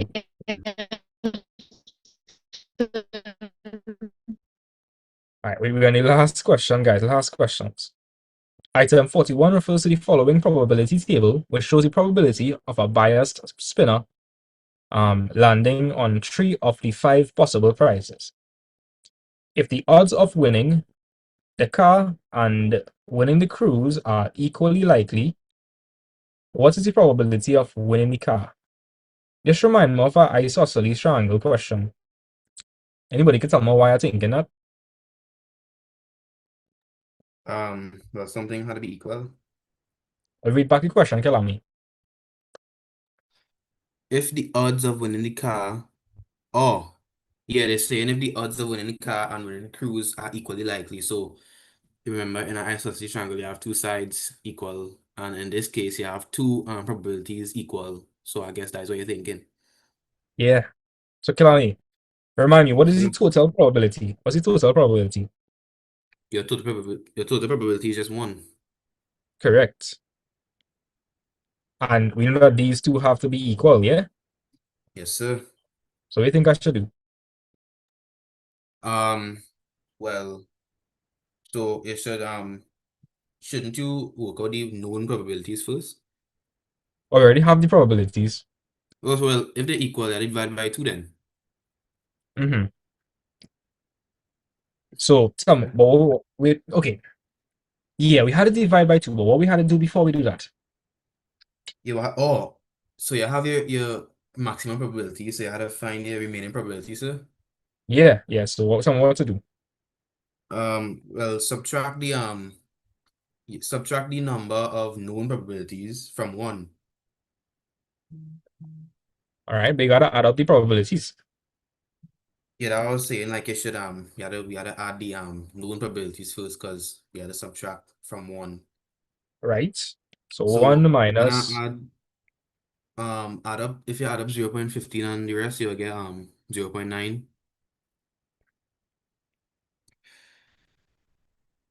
And then 1 minus 0.9 just gives 0.1. and the two of these is equal as well. The sum of the two is equal to 0.1. So what on? So well, you had to divide those by 2. So 0.1 divided by 2 is just 0.05. 0.05, so that would be D. Yep. Everybody understand the logic in this question? Yes, Yes, sir. sir. Yes, sir. I would say this is one of the easier probability questions. So the last 5 is just probability, sir. Yeah. And statistics. 42. Which of the following is an advantage of a stem and leaf diagram over a box and whisker? Well, let me ask you that question, right? From a box and whisker, what is the only things you can read off? What's the only things you can read off from a box and whisker? The environment. Q1, median, Q3. Only those things, right? Gradient Only those median. things. But if you have a stem and leaf diagram and you could recover all the data points, like all the Yeah. data, Yes, sir. right? Yes, sir. So what you see the advantage of a stem and leaf diagram. Let me go through the options, right? It easily handles large amounts of data. I'm not sure. B, the median and quartiles. No, this is wrong for sure. They're talking about what here, Box and whisker. Box and whisker. right? Several data sets can be compared on the same plot. This is true. And you could do that like, and I could have a back-to-back sum and leaf plot. Mm-hmm. Yeah. Yes, sir.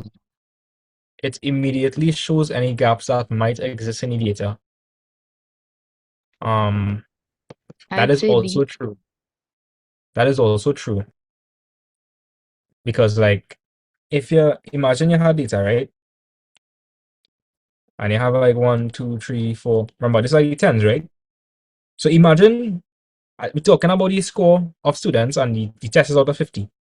Let me just say a couple students get 17 and 2. Then all the other students get like in the 40s, like 45. And one student get 50. And you can immediately see the gap in the data. Yes, sir. Now, I wouldn't really go with A. I don't think C is wrong, but like, I think you're looking for the best answer. I think the best answer here is B. D. Because with a stem and leaf diagram, you could only compare two sets of data, not several data sets. I think when they say several data sets, they mean more than two sets of data. So I wouldn't go with this one, but D makes sense. Because like if you do a stem and leaf diagram, you could like see the gaps in the data really, really fast. Like it's a big gap. Okay. The 50th percentile is defined as a what? That's like the Median. middle. Right? Median. Everybody Median. okay with that? Yes, sir. Yes, sir. 50th. Imagine you have data. It's a normal distribution. The 50th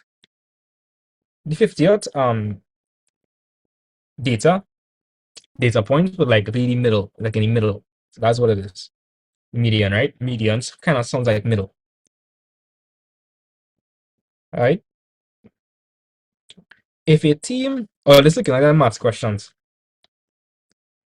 If a team loses a match, what is the probability that the team is not Parrot Catcher's Club? So if a team loses a match, what is the probability that the team is not Parrot Catcher's Club? So first of all, they didn't specify anything. So we'd go over what was it? They never specified like a team from Parrot Catchers Club. So we thought we technically dealing with the whole sample space. So it'd be over what? 17, Well, 17. so I was thinking like the total of losses minus the power catchers, so you would I get 11 and then put it over the 17. Okay, but why is it you know what 17? Because as a total, the city losses if the team loses, But it and said as a 18. total, But it said 18. hmm, Let me verify with ChatGPT. Probability like always so iffy. But I think I would go with over 30, but let's see.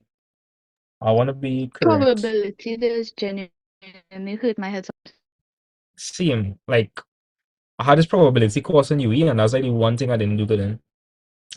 I did good in Fourier, multivariate, but probability, I just hate probability, man. Right, so you're correct. So why is that the case? Let's see. If a team loses a match, what is the probability that the team is not Parrot Catchers Club? Because the 30 is really the total number of wins and losses. Right, and it's talking about a team losing a match, and it is not Parrot Catchers Club. So you want me to figure out the probability that it is not Parrot Catchers Club. I hear these kind of questions. Me too, Like don't worry. when I finish with you guys, I'm gonna do a live. We're gonna work on my probability skills because I hate probability. It's the one thing in maths I need to work on. If they live on YouTube, I'll come and watch. But I'm gonna be doing tertiary level probability too. But I hate probability in general. So this really translates to the probability that you're not in Parrot Catchers Club and you lose a match. That's what it actually corresponds to. This is conditional probability. So it would really be, and let me just call this whole thing. Here what? Let me just call Parrot Catchers Club P. We call this H and we call this S, right? If it's not Parrot Catchers Club, then that would be everything other than Parrot Catchers Club. So which would be H and S. I could just call that P complement, and I could just call this L. So I would say the probability of P complement intersect L all over the probability of losses. So what is the probability of you not in Parrot Catchers Club and you lose? So let me see. Plus 8. So 3 plus 8 is? 11. Right, so that'll be 11. And how much people lose in all? 17. 17. So the answer is D. Wretched question. If I confuse, I feel like some people would be confused as well. So I'm trying to read it back again to make sure everybody understands. They're saying if a team loses a match, right? If the team loses a match, immediately they're talking about what sample space? Just the losses. So I could say why though. Wait, give me 1 second. It was explain just now. So if they're saying a team loses a match, immediately they're talking about they already lose. They already lose. If a team lost a match, they're telling you it's already lose. So like that's given. That's given. That's conditional probability. And if they already lose, then we're going to select from the 17 losses then. And then we looking to see the probability that the team is not Parrot Catchers Club. So like we looking at Hibiscus and Skyrocket.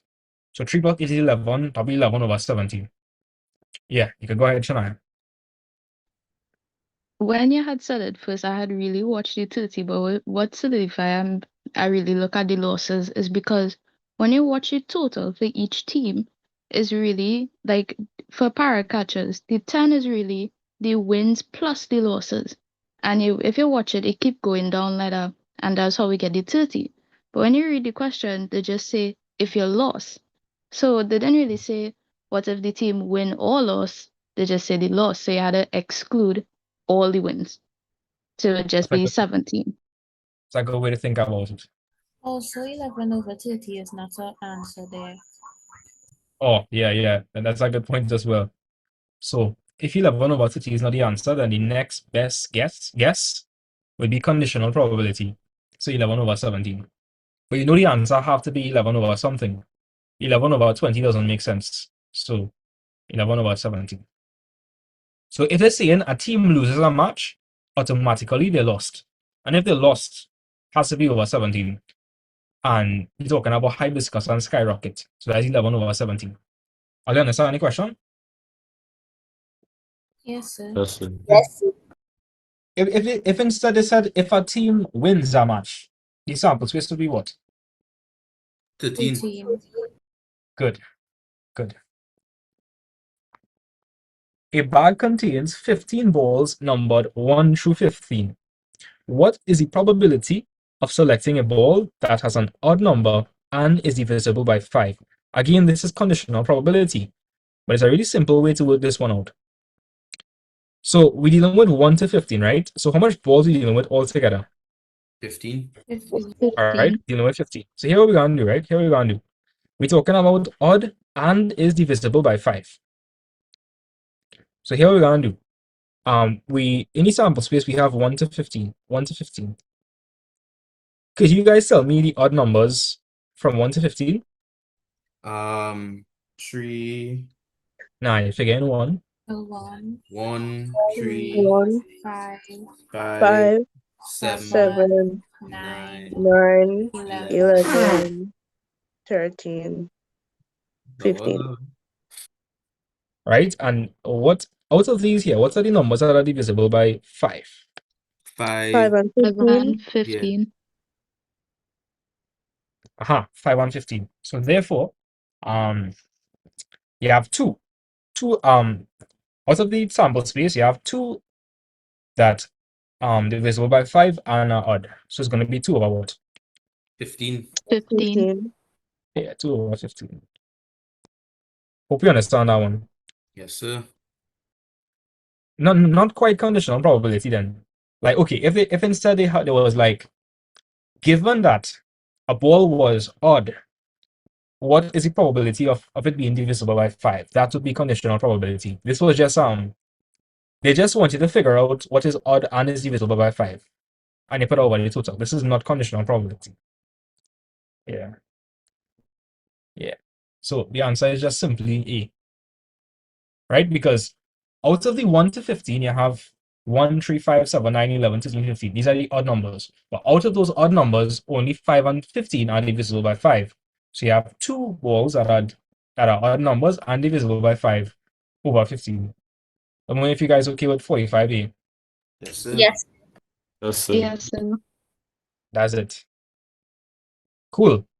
I'm going to call it a day. I know I came tomorrow. I got to go do work for Ken. Right? So take care, guys. I will send this in So the group chat. Yeah? I know you had said you had gotten the 2025 paper. You think by chance, even though it blank, you could still send it, please? Okay, no problem. I'll send it. So also next question, right? I have a Casio calculator, but for some reason when I like type in tan to t or something, it just give me a decimal and a fraction. I can see the Casio you have. I'm sure.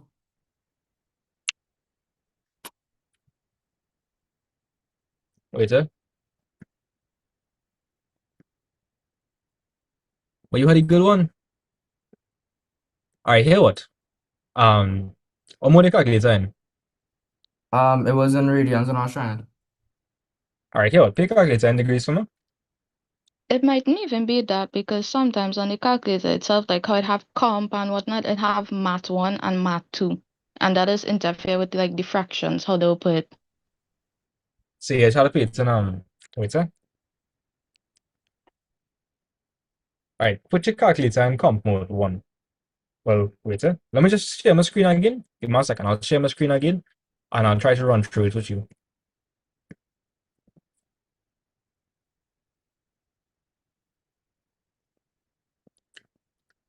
All right.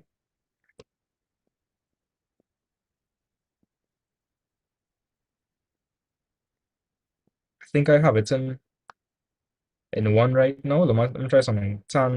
So here, what? First of all, put your calculator in degrees, right? Put your calculator in degrees. All right, it's in degrees. All right. What does it say to the top of the screen?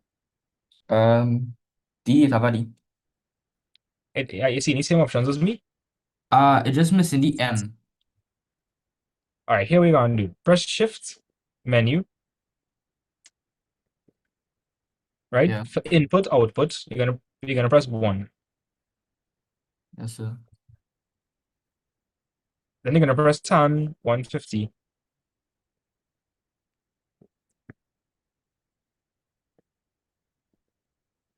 What are you getting for tan 150? So start decimal. Press S to D. Press S to D. Nothing. Then you know how the menu screen where he got like it had the MTH. Oh, hold on, I wonder if I could put on mine. I'm not sure if you'll see it, but on mine have the different menu screens where they have like the different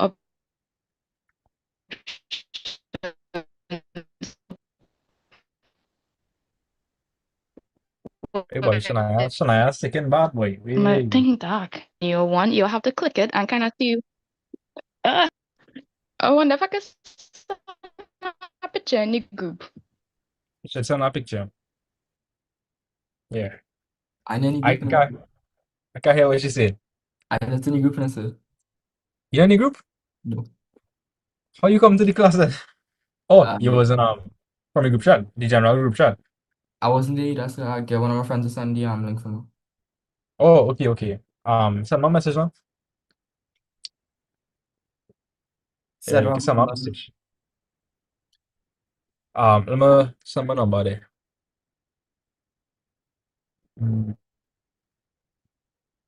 One second. Here, I'll just tell them a number. 784. That's not so.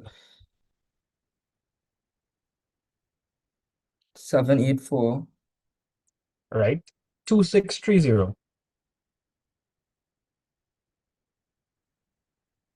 Or you could just go on my TikTok profile. You following TikTok page? Yeah, for the TikTok page. Yeah, the number should be right here. Alright, I'll get ready.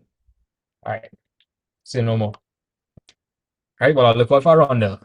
Alright, well, you guys have a blessed evening. I will send, even though I sent, I would have sent this in the group chat. I would have sent a compilation of all the answers I would have done from 2014 to 2017. I would have sent this, but I'll still send the working we did today. Alright?